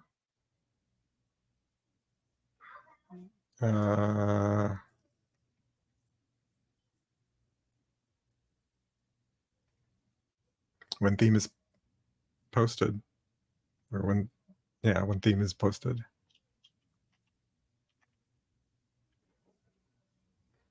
we want to move some of the name up into the class name? I don't know yet. Too early. So we, I don't. Yeah, unless we write another test, I don't know what the common stuff will be. true. It likely will be HTML with or HTML4. That would probably be my guess. But all right, so let's write the test. So what are we testing? We're testing theme search. So we need to instantiate a theme searcher and call theme search on it. Can we use this helper? Null service stub theme finder themes. No, maybe we don't even care about the themes because we're selecting.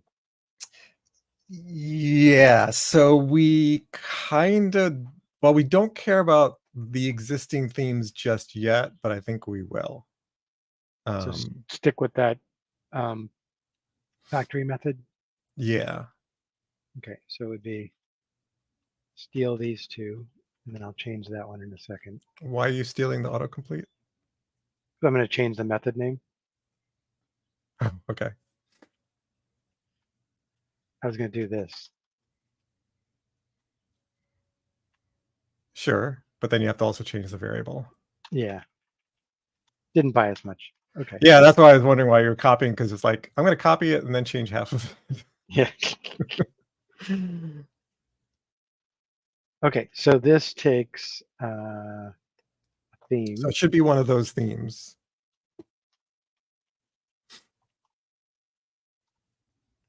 And yeah, and so this is going to be HTML. Yeah, because that's what we're going to get back is HTML. Right. And so we can assert that the HTML, that's funny, not even close.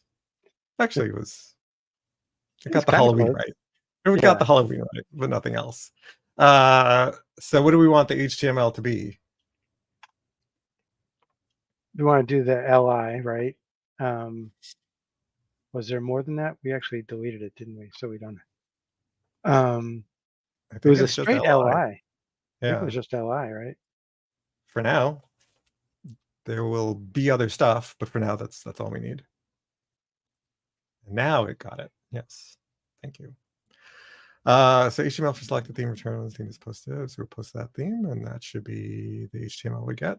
Oh, we are going to need additional stuff because we're going to need to do an add advanced swap target. Do we need that for this test or for the next test? We need that for this test because this is what we want the HTML to be, because there's nothing else that's going to force us to create the out of band swap target. Okay. I've not done out of band swap, so You'll have to walk me through that. All right. So what we want is on the li, we want hx dash swap dash oob, dash OOB. and then equals in quotes.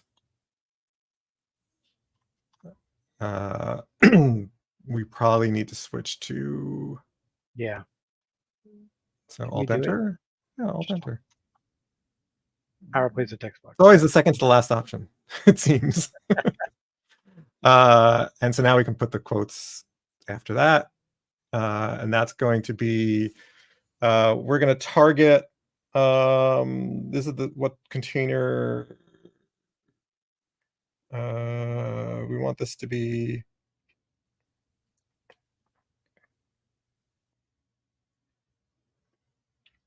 where do we want this to be? We want when we get another li. Okay, so this is interesting. Do we want,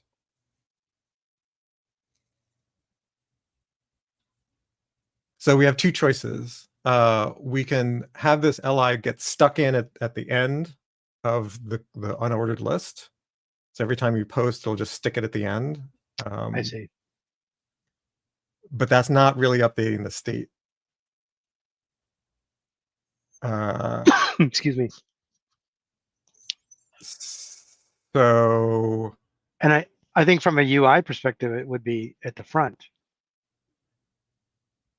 you'd put it at the front? I'd put it at the back. The new one? As yeah, the new one at the back. Yeah. The new one yeah, at the back. yeah, Right. or at the trailing edge. Yes. Yeah. No. I'm. So you can do before end. And so the question is do we want to just stick in LIs every time we do a post, or do we want to regenerate all the LIs when we post? Which means the server keeps track of what. Well, the server has to keep track anyway. It's just, right. do we sort of, how much do we refresh? Right. And I think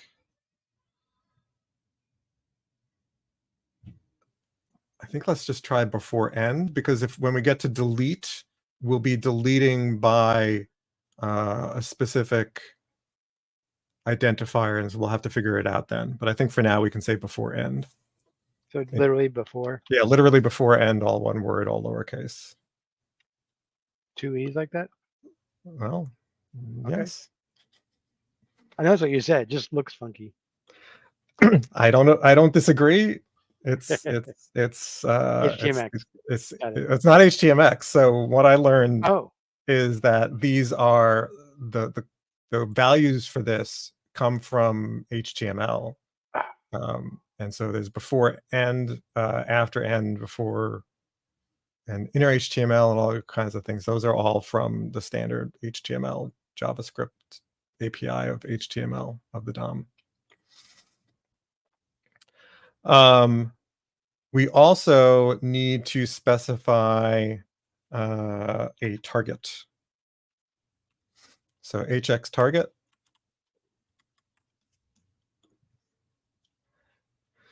And what we're going to target is the identifier for the unordered list.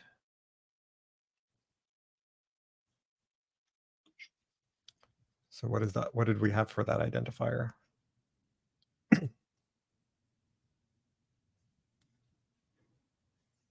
This one? Yep, so that's what we want.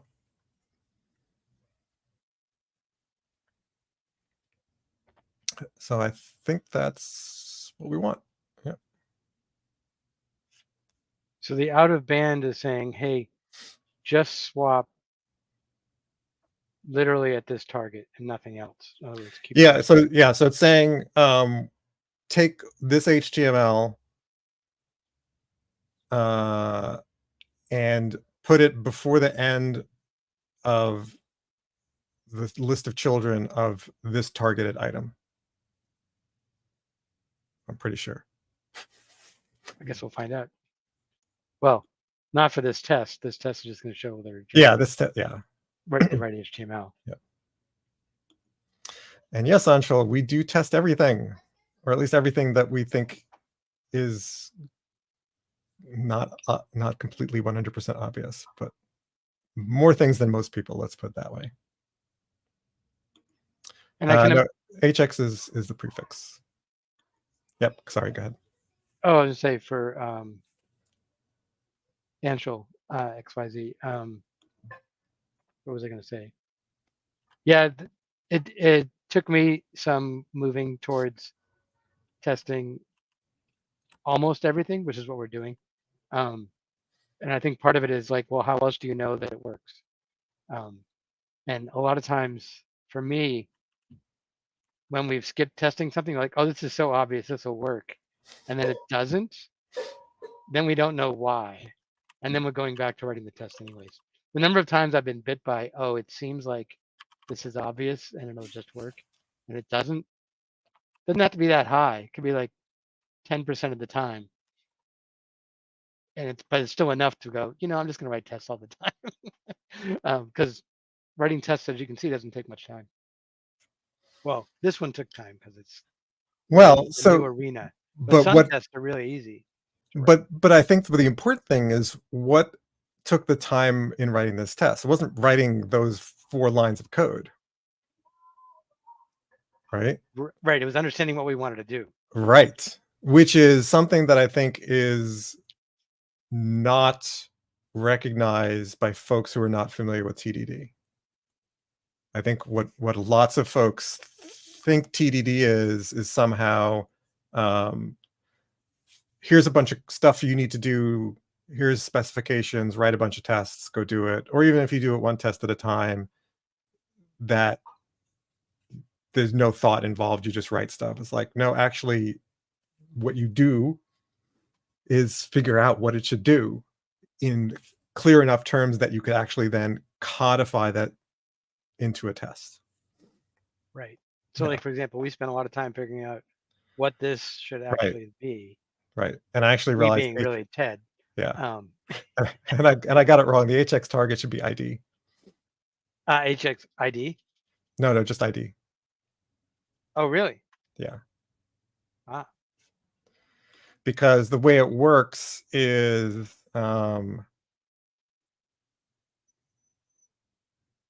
the ID becomes the target that it will modify. So either this will work or it'll replace the UL, but I don't think it will replace the UL. I think this will work correctly. What's really interesting is whenever I do this, I feel the need for like a not quite a making app, but like a playground. Because one of the things that makes this difficult for me is like we're sort of trying to understand 2 parts. One is what gets sent into the server, and the other part is sort of what comes back and how does that then change the DOM. Right. And you sort of need a playground for that. Like I want to basically have on like I imagine a UI, and I'll probably end up creating this is on the on one side it'll say here's what you're going to send and submit, and then on this side you define what it's going to return, and then sort of in the middle it's like and then here's the result. And I think this is a huge failure of the HTMX docs to have something like that.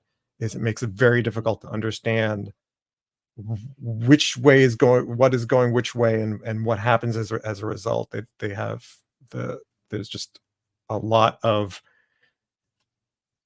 either assuming you know how this should work, and basically if you're already familiar with manipulating the DOM through JavaScript, and then this is all like, of course, this is the way it works.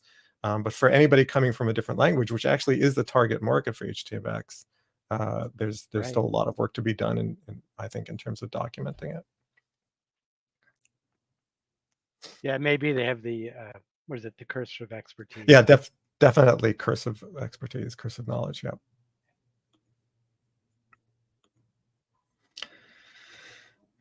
Yep. The hardest part is often that first part is what should it do? And then how do we know it did it? And yes, I 100% clearly agree. I think we both do. All right, so this will fail, presumably. Gonna This run is our IO free. yeah, let's go back to IO free tests, aka the fast ones. Right. Yep, Okay. because we were returning empty string. So let's return the hard-coded string.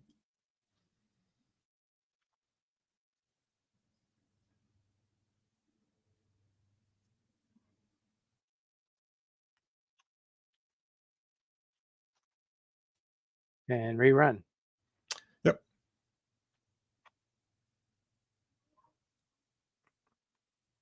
Excellent. Passing. Not So what- generalized, but passing. yeah, so let's actually try it out, because now I want to make sure that we've got our HX annotations correct. So you're saying, and what do you, when you say try it out, what do you mean? I mean, run the application. Oh, run the app. Okay. Oh, like really try it out. Is there another way to try it out that I'm No, unfamiliar with? I wasn't sure if we're going to do something with the in the HTML and mimic it with Oh, putting an LI. no, again, this is the thing. This is the issue. It's like we need to have The server thing. Yeah, the yeah, request response in order to figure out, does this work correctly? yeah. Okay, let's garbage dump this and refresh. So now we are, if I type anything, it'll say Halloween, right? So It won't until you click one of the options.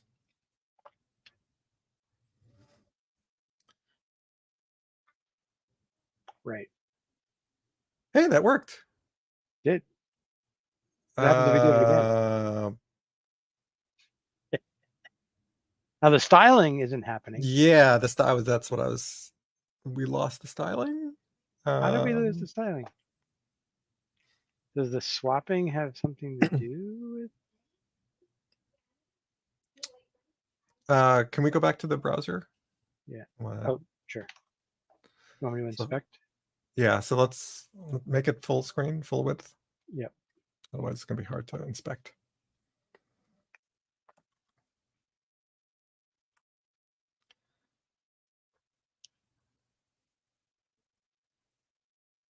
So this was what I was afraid of. So what happened was the list item got booted. So now you can see it's just strings. Right. There's no LI. Yeah. And so this is the part that I was like, wait, we actually need a swap container. Yeah, okay, so let's fix this. So what we actually want, and by the way, I love this as a demonstration of why you want to verify things in small steps, even if they're hard coded, because if we started generalizing the return string, we would have been Beforehand, generalizing the wrong thing. Yeah. So what we actually want is we want that li to not be an li, or more precisely, here, I think it's going to be easier if I just do it. Yeah, do it. So what we want is we want swap, and then that takes, okay, what happened? So that takes all of this.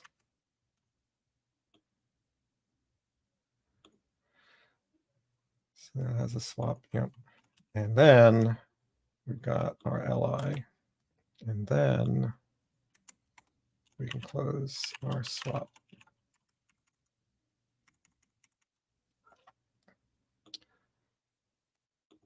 So let's take all that. So let's run the test.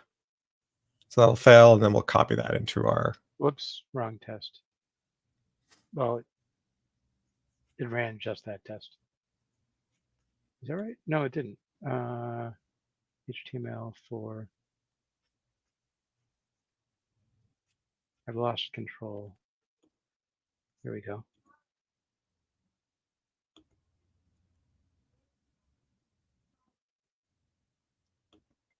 Interesting. I've lost my spinny wheel on my mouse.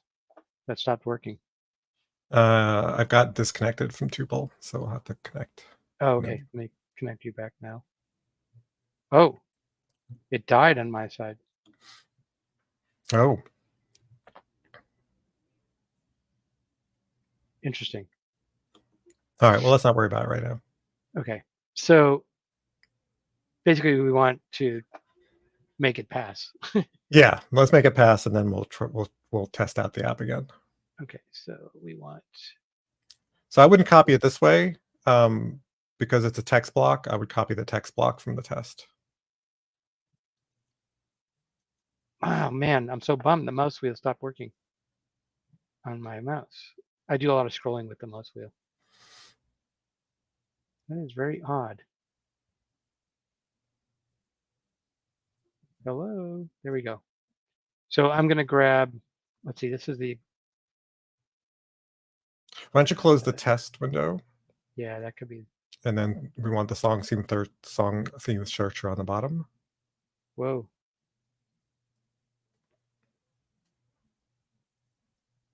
Sorry, it's totally acting up. It might think there's a key pressed because when I got disconnected, I was holding down a key. So what I tend to do is hit all the meta keys and see if it releases things. That was it. Yeah. That's that. Nobody ever hit the key. Nobody ever released the key. And so it must still be pressed even though I'm no longer connected. Gotcha. Okay, so the goal is to change this to be this. Right. Up to here. No. So what I would do is Oh. use Control W to select the entire text block. To there? Or Nope. one more? The entire text block. Yes. All the way to there. Yep. Okay. And then here, do the same thing. Yep. Boom. Yep. Now it should pass. Let me go back to IO free. Yeah.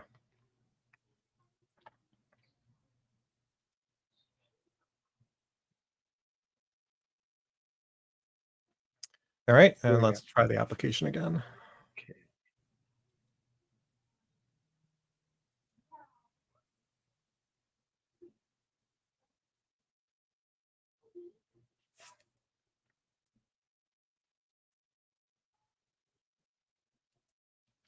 Okay. Garbage can. Grab that browser window. Oh, it's. Huh. Ah, here it is. You don't need the. There we go.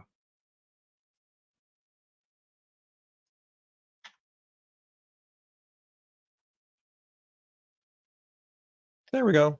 Yep. Let's do it again. Excellent. Interesting. It's reducing the list. Did you just notice that? Yeah. Why is it doing that? I mean, that's desired, but we didn't do that explicitly or intentionally.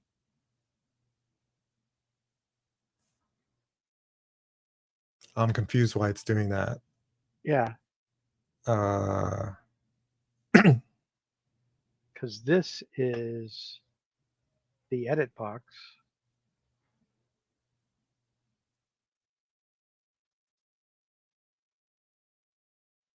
Oh, the input. No, it's okay. No, that's the autocomplete box. so it's triggering on the change to the input, but that shouldn't be triggered. Doing a get. I mean, our filtering is not affected by that. Can we do an inspect?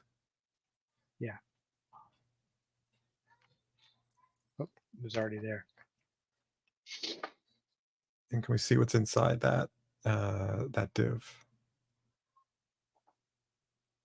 Oh, interesting. So it's all there.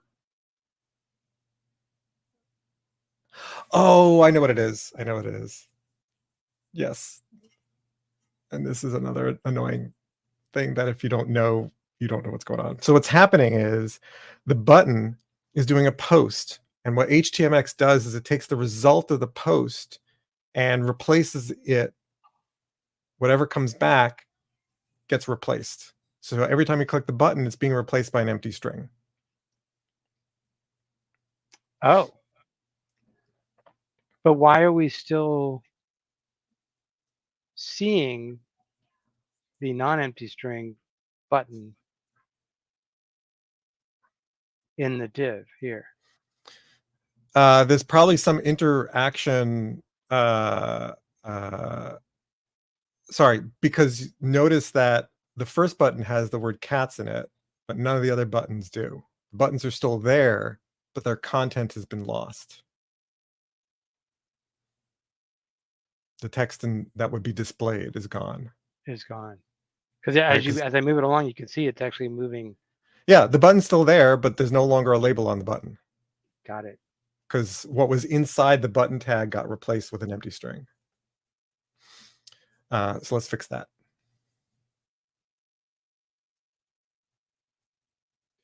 Okay. So what we want is on so let's see, where is this going to be?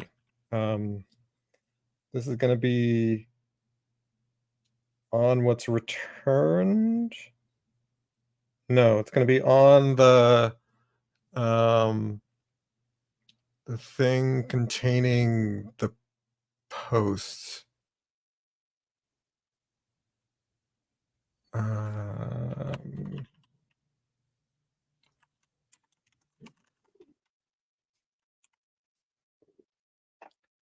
Right. Okay. So let's change our test. We want to add one more. The test we've been working on. Yeah. So we want to add one more thing to it at the end of the swap.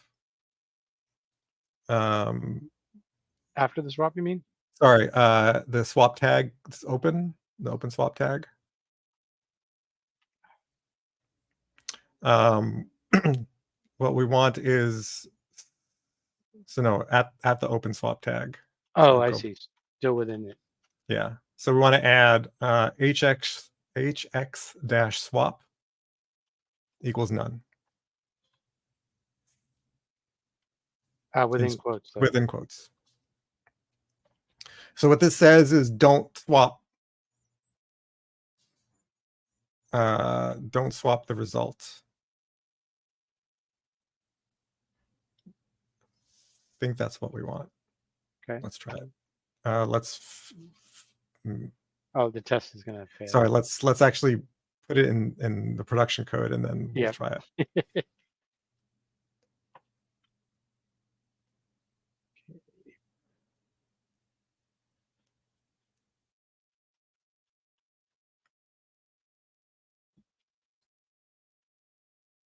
Now we restart.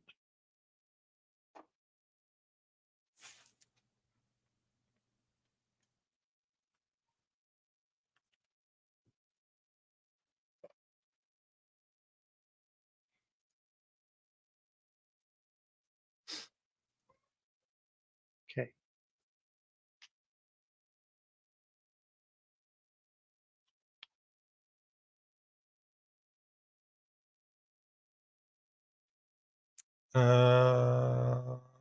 Interesting. It's not working right. No.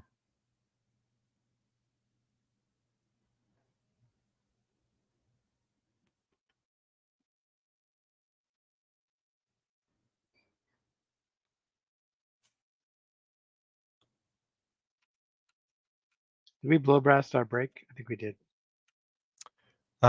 We did, yes. How much longer were you scheduled? 12:30. I can go till. Okay. Do you want to take a quick break and then pick it up from here? That would be good. All right, let's do that. Give our brains a break.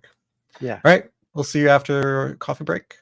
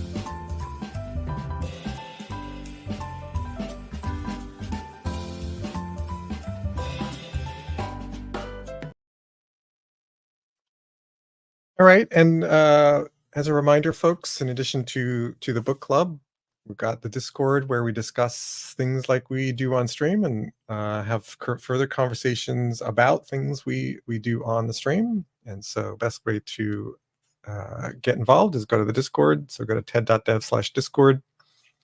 I also do coaching and training. So if that's something you're interested in, you can contact me. You can find out more about me and go to ted.dev about. As mentioned, this game over here, TDD game, you can go ahead and purchase a copy of that.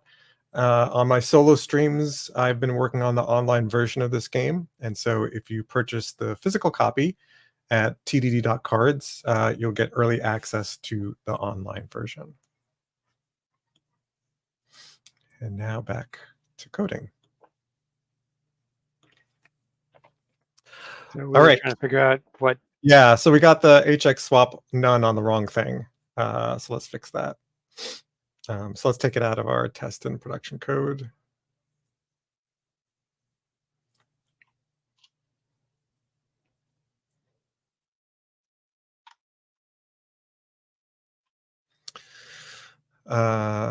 Let's run that. Yeah, let's run the IR free test just to be sure. Mm-hmm.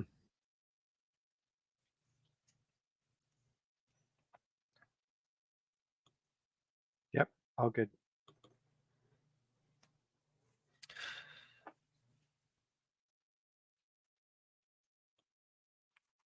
So you're Okay. looking up how to do this. No, I'm just looking at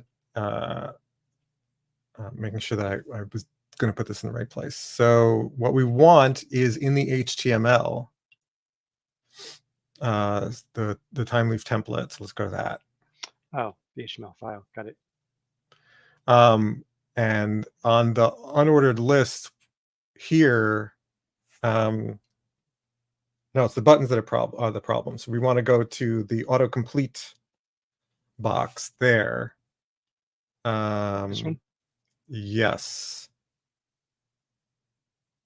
And what are we swapping in the post? No,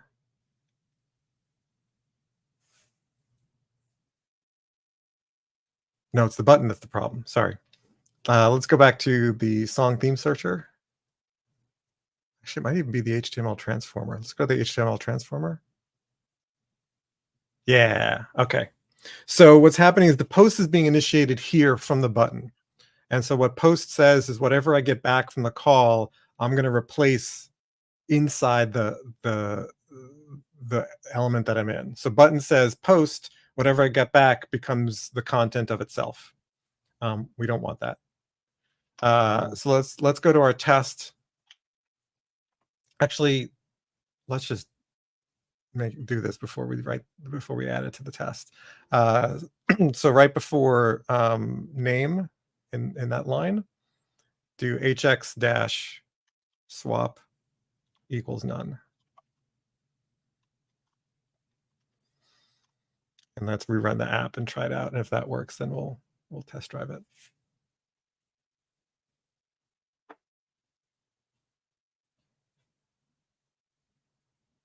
And it's this kind of stuff that I want to try and codify in some kind of component library. Still haven't figured out what that's going to look like, but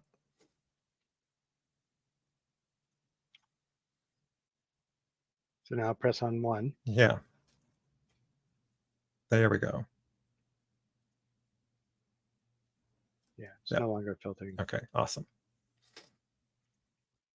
Now we got lots of Halloweens. That's a separate. That's an expected problem. Right. Yay! Celebrate. Let's go celebrate. And then later we're going to want to not have. Yeah, let's celebrate. Sorry. Ironically, later we're going to want this list to reduce. Yes, but we actually want the entire.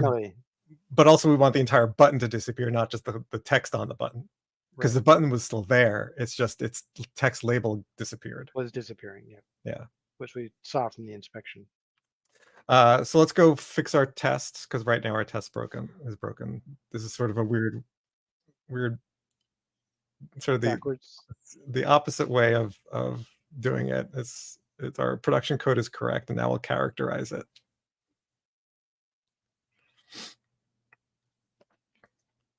Yeah. Actually, I could grab it here, couldn't I? And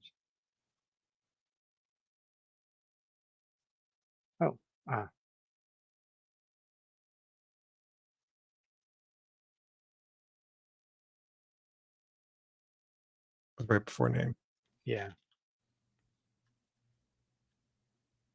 Could have used that double tap control thing, but by the time I got it working. Right. All right, so this should pass, and that is now working the way we want it. So that means we need to commit. Yeah. Okay.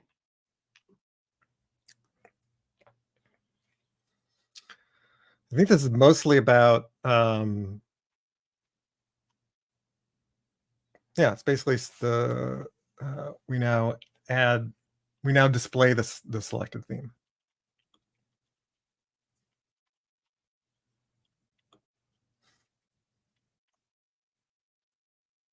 Cool. All right.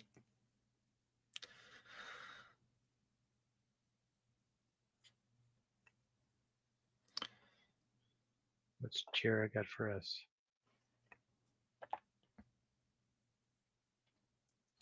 So now, now we need to generalize, perhaps. What were you thinking? Yeah, it's a good point because we didn't. Because we've hard coded the return, and that works, and that's great. But now we need to be a little bit more sophisticated. Where did we hard code the return? Was it in Searcher? Yes, here. Yeah. So do we have a select theme test? We must.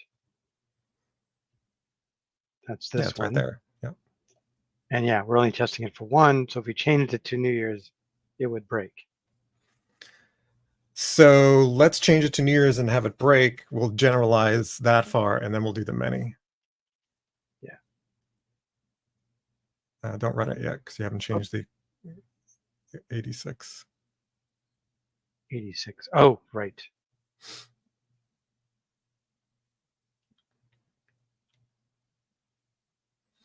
Now it'll fail. Yes, Astrid, correct. If you see a patch of legacy untested code, don't let it grow. It grows like weeds.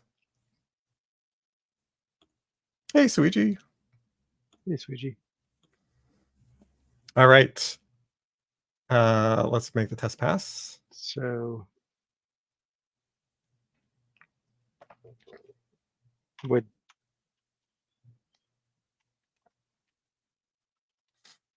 Yep.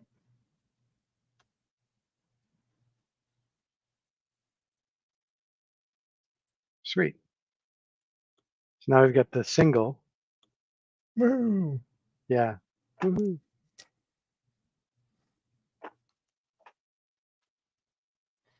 Celebrating, Next is celebrating that Suiji arrived. Yeah. So now that works if we pretend that that's the only one that we ever care about. But It works for a single theme. it works going from 0 to 1. Right. Does not work from going from 1 to 2 because we will not have the right results. Well, I guess technically it would work for multiple. Yeah, actually, this does work for many. What doesn't work is the actual search, but the UI and the fact that the backend actually does not store the state. So that's, I think, the next thing is we have to. Now I want to see store what it the looks state. like.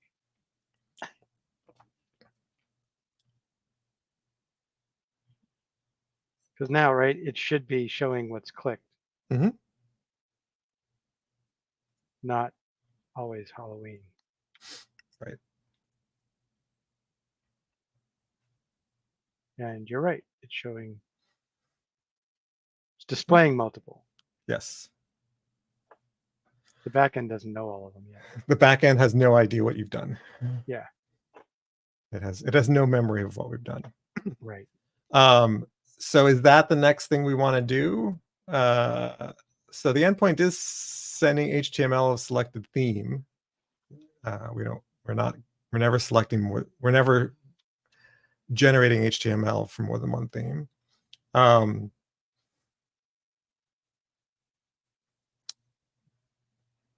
So now we need something around the backend actually having that state. Is that the next step? Is it the next step, or should we have it actually initiate the search? Well, I guess we would want the initiated search to happen after we've selected one or more. Yeah, then that might be the next step is, I mean, and that's really the only way we can verify that it remembers anything, is because when we initiate the search, it uses what has been selected. Right. So, yeah, I think selecting a suggest, I'm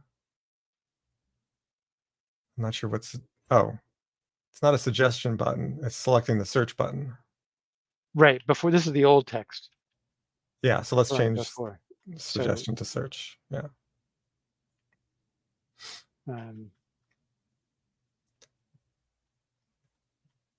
But the search button, Actually, clicking the search button is more yeah. appropriate.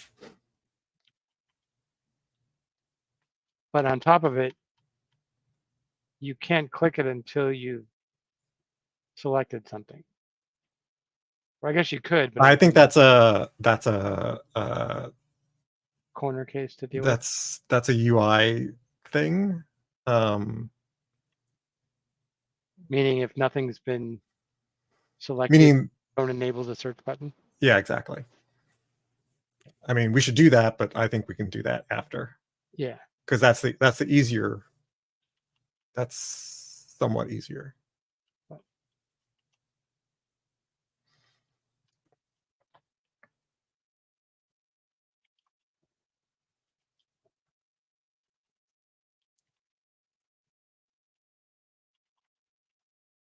Something like that. So I think there's an edge transition issue with the words you used. It's not once at least one theme selected. It's when one or more themes are selected. Right. Because one's missing, Because like when you you select can, it, yeah, it's like, initiates the select. Right. it's, Right. well, it's also when you transition from 0 to 1, it should be enabled. When you transition from 1 to 0, it should be disabled.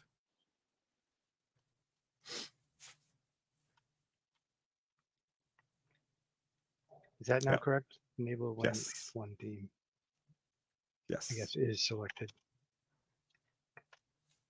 Yeah. Okay. So we're gonna go work on this one now.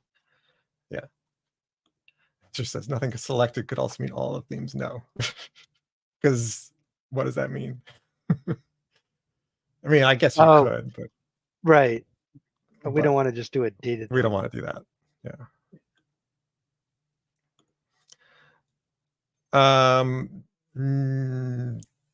No, I would never. Why would I remove the search button?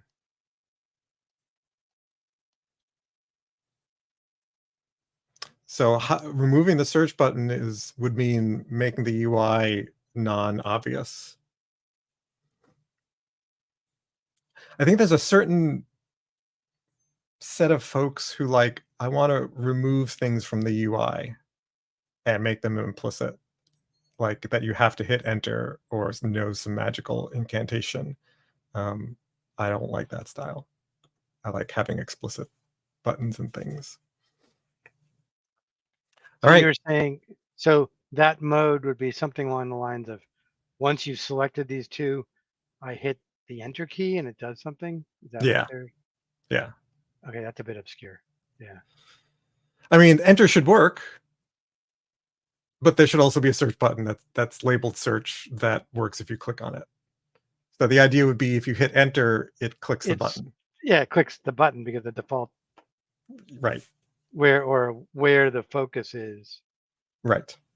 would be on the search button. So if you hit enter, the focus would be there. During the interaction with the screen, the focus would be on the input box. Right. And the idea would be, so then I mean, it brings up an issue of what if you type in enter now in that input box, that would, to me, would be the keyboard way of initiating the actual search. Because it would be hitting enter where the cursor is right now is a shortcut to clicking that search button. Interesting. I wouldn't have thought that. I would have thought I need to have the focus and then enter. Well, that would work too, but if you think about it, that would make sense. It's like you select it and you hit the thing. After it auto completes, it should erase the input field, Right. right? And actually, that's something we need to make sure we do. Yeah. So let's add that to our list. We might want to do it next. I'm not sure. Yeah, I think you're probably right. I don't want to because it's more fun to do the search, but I think you're right. So we're saying clear. Clear when an item has been selected. What is actually the name of that? We want to clear the input. This is one of my pet peeves is what Suichi said. It's like, let's hide stuff because, oh, we don't want to clutter the UI, and then you only know about it if you happen to hover over the right area. Terrible. Apple is notorious for that. I think Apple was one of the ones that I first became aware that they were doing that. I think it's They're terrible. a big fan of that, aren't they? Yeah. Clear input box when a theme is selected. Yep. Okay. So, how do we do that? How do we do that? Oh, sorry, this is my son. This might be urgent. So how do we do that is when we do the post, do we want to use like an HTMX event? Let's see. So that's a nested OLB swap.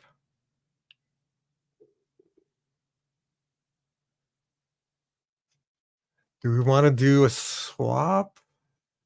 No, we want to do some kind of trigger. Let's go back to the docs. So when the button is triggered, well, we could do a target of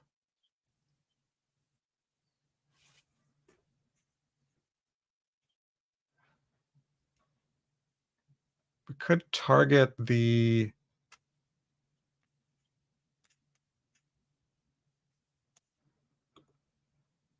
let's see. So trigger trigger filter or do we want to do a post? And then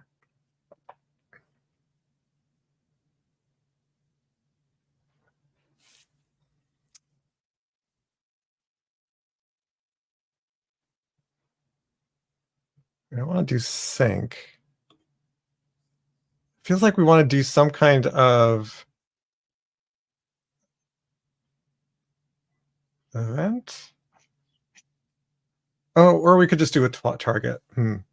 Like there's a bunch of different ways we could do it. We could either have the front end and HTMX sort of kick off an event that you've clicked the button, and then that clears the input field. But I think it's actually better and safer if the back end just clears the input field. So that's what we'll do. Okay. And we got to remember to leave time for retro at the end. Yes. So we'll give it what, 10 minutes and then we'll retro? I would say 5 minutes. Okay. So let's switch back to you. Give me a second to clear my screen. Yep, ready. So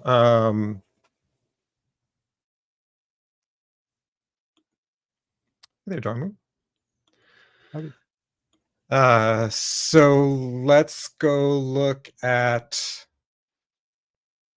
the input type theme query.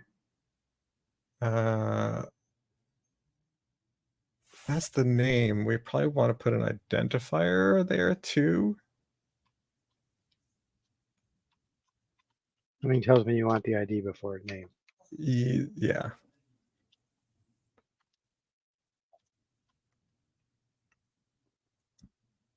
What do you want to call it? I think we want theme query as well.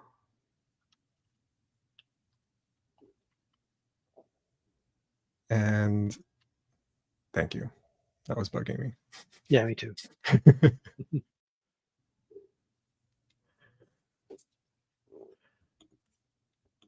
No, we don't do dark mode when we're pairing because it makes it harder for me to see. For the time boxing. Dark mode for the time boxing? Because I have redemptions for dark mode for 10 minutes. Oh, I see. But even that would be too long. So what we want to do is when we return, so let's do this as a little bit of a spike, and then we'll, if we have time, we'll write a test for it. So let's go into our HTML transformer. And what we want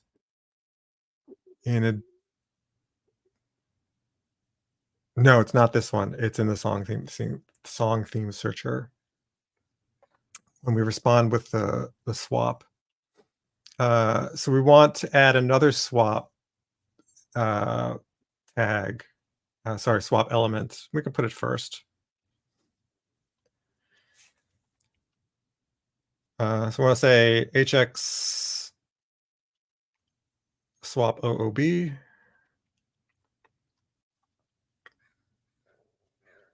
You got too many P's in swap.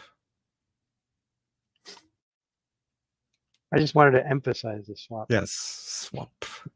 And this we want inner HTML.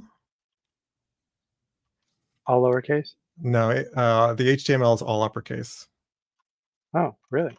Yes. Okay. I know. I was surprised too, but that's the standard. that's the JavaScript API property, whatever. So what that's going to do is it's going to say swap the inner HTML of the thing we're going to target. So that our ID is going to be theme query.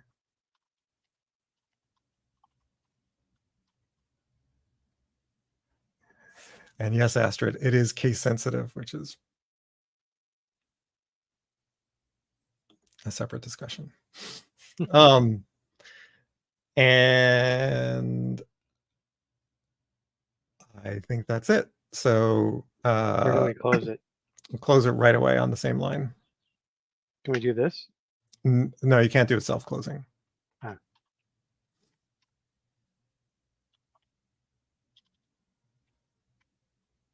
I mean, I don't think you can, but it's safer. It's safer not to. Yeah. It's also, I think, a little bit more clear. So if this works correctly, and we're gonna have to run the application to find out, it should empty out the contents of that. If not, we'll have to figure out another way next time.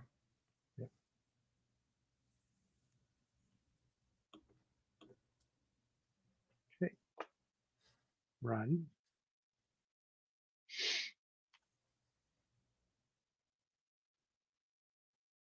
Darn it. Darn. All right. Well, we'll figure that out next time. Yeah.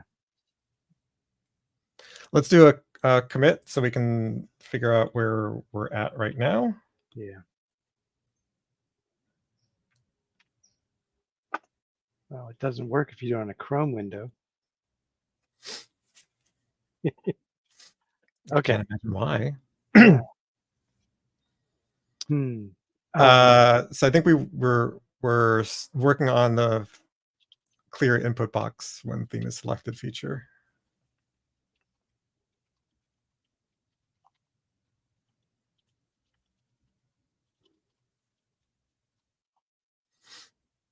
Commit and push?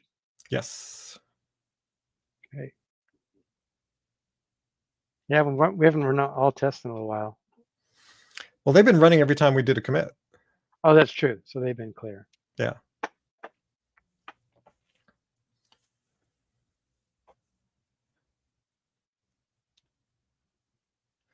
So why don't we create a new file for our retrospective? Oh, So you for want? those I was thinking we'd use your tool, but you want to use oh, I was just going to have it as a text file. I wasn't going to do a mind map. got it.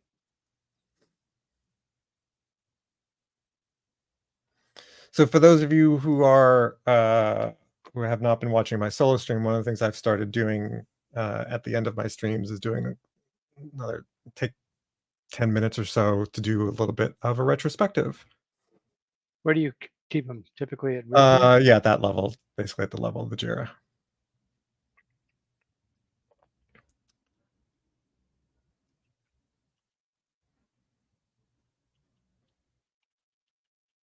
Is that what you call it?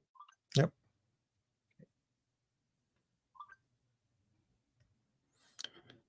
So I usually do this as Markdown. So let's give it Oh, I a should change it to Markdown extension. extension. Yeah, me.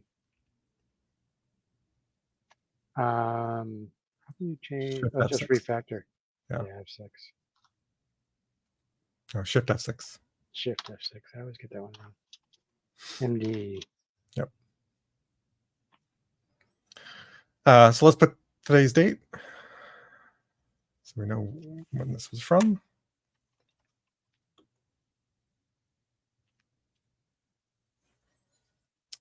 And let's put that as put an octothorpe in front and a space. Pound sign. It's not a pound sign, it's an octothorpe. Go talk to anybody. Yeah, anybody will go, what's an octothorpe? Right. Yeah. So what do we think? What do we want to note? And so what I'm generally thinking about is things that went well, things that didn't go well, things we missed, mistakes that maybe we made that we can learn from.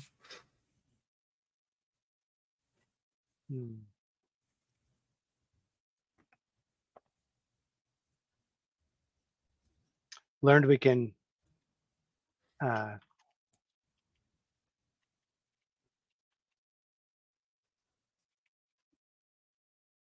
Oh, pin an editor tab.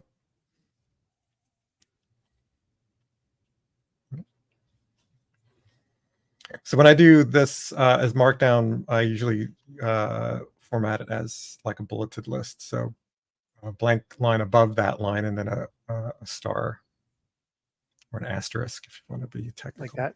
Yes. Not octostar. No, there's not 8 things. It's an asterisk. That Ooh, is too it many. knew it. That is too many syllables, so it's a star. Yeah. I know for me, doing more spikes with HTMX before test driving would save time. Well, would save effort. Nice correction there from time to effort.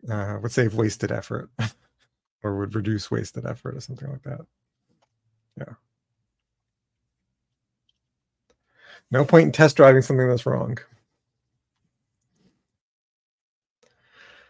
What else?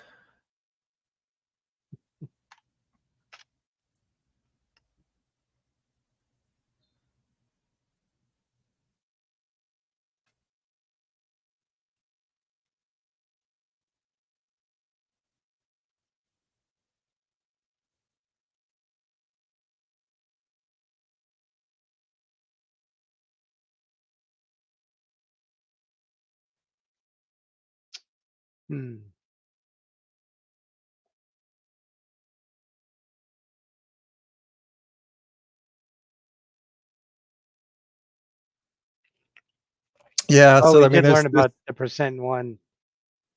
Oh yeah, I can add that.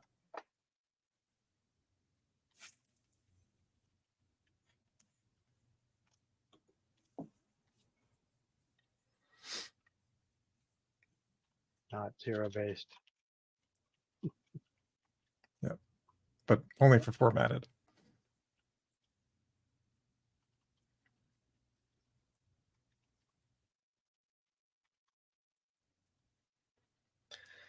And I think under HTMX, we could certainly sort of some of the things we learned is or have forgotten about that I learned and forgot about is the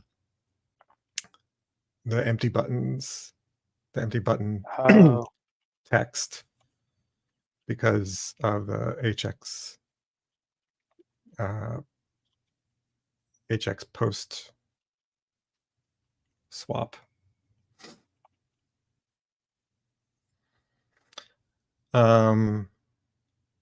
What else?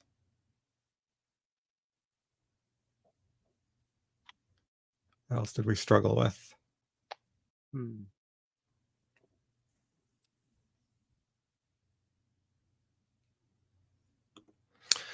Yeah, because the button basically is an HX post, and the HX post will take whatever's returned and put it inside the thing that had the post. So since our buttons had the HX post, because we didn't specify HX swap equals none, it took the returned HTML, which was essentially empty, and replaced the text with empty. Should I add If you want something here to regarding finish that? that sentence, you can say because we didn't have HX swap equals none.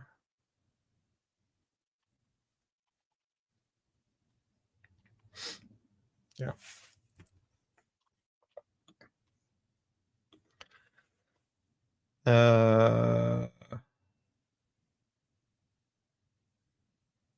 Oh yeah, that's good, Astrid. What do you call those? It's sort of a stuck key scenario, a stuck Yeah, meta key. It's funny, it happens to me often enough, which is why I you knew. pretty quickly suspected that that was the problem. At least, I don't know if it's once a week, but often enough, I'm like, all right, let me tap all my keys. Because sometimes they get stuck for some reason. But you didn't tap all keys. I just tapped Control Shift Alt. Well, it was one of the Well, meta keys that would have gotten stuck, and so those are the only meta keys that would have mattered. right. And so I'm not sure which key was essentially stuck, but that was what was preventing Yeah. the scrolling and all sorts of other stuff because it was if you were holding down that key.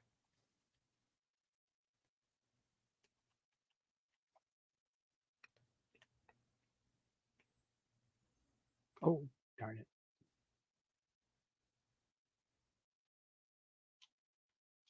Like a stuck S. What else? What else? Let's look at, why don't you do an Alt 9 to bring up our Git window?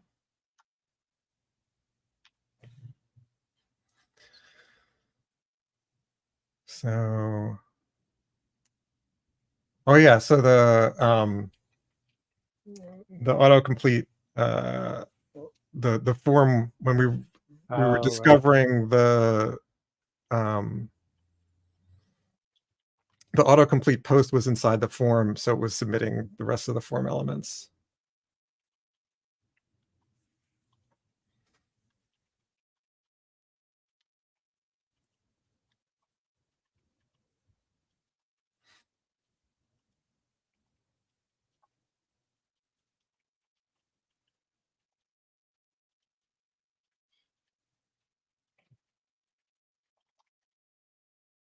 Is that right? Yep.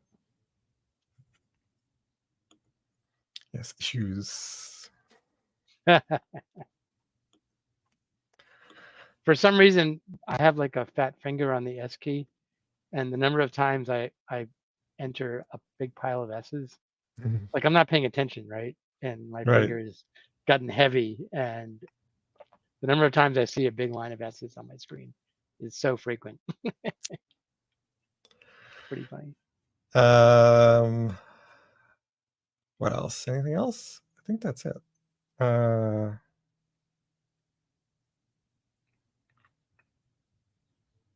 Yeah, I can't think of anything else. Yeah, I can't either. I mean, one thing that I noticed that's pretty clear is we had many fewer commits today, Yeah, that was interesting. And I think Go that's back because to we were doing a lot more HTMX stuff, so a lot more experimenting.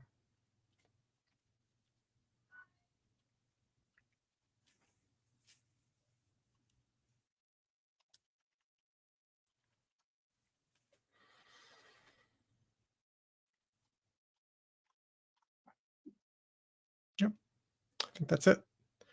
cool. So, and let's double check Jira that that's got it has all of what we want.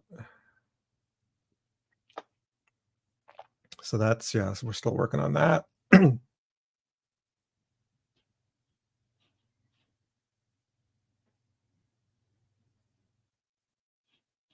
What was this about? Autocomplete. So that's filtering out Oh, the selected one, which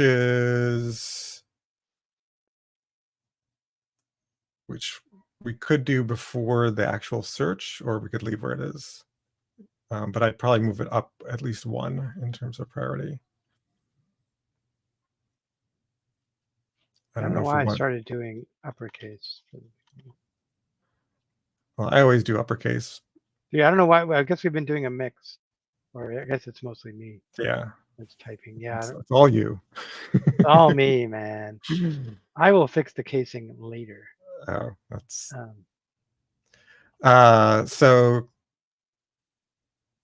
yeah. So what's interesting is one of the ways we can observe that the back end is holding on to the selected items.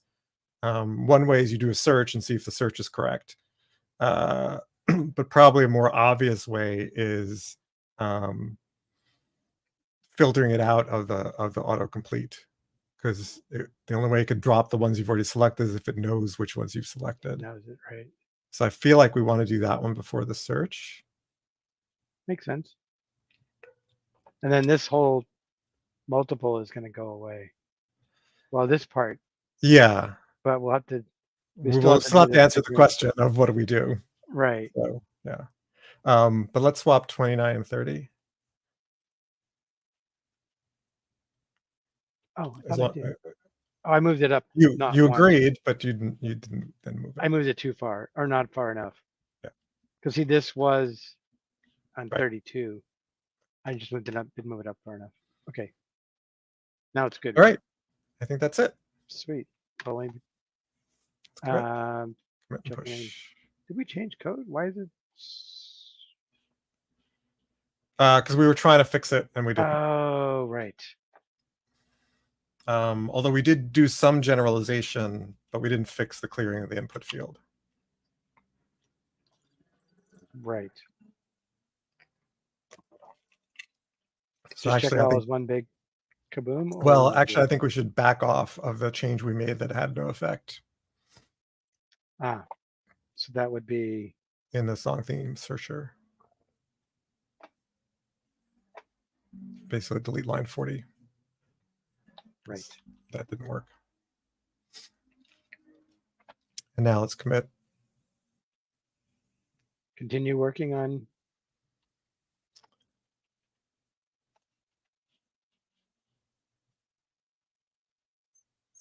Sure. Or do you want to amend the previous one? No, that's fine. Okay. Commit and push.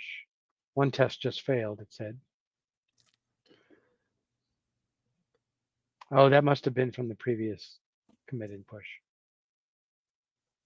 Yeah, because it hasn't finished running the tests. Yeah. Actually, by us doing that line, we may have fixed it. Because we remember we were doing a spike. So if Right. there's a test that was checking that Yes. HTML. And there is a test checking that HTML. Yep. Yeah, now they all passed. Yep. All right, let's push. By pressing enter. Ooh. All right. Well, that's it for another stream. Thanks, folks, for hanging out and for helping out and for celebrating our wins. Appreciate it. I will have a solo stream tomorrow is my current plan. I also We'll reschedule my Ask Me Anything stream for probably a week from Friday. So stay tuned for that. As always, um, join us on the Discord and ask questions there, discuss things. Lots of good discussion going on. So join us there. And otherwise, we'll see you next time.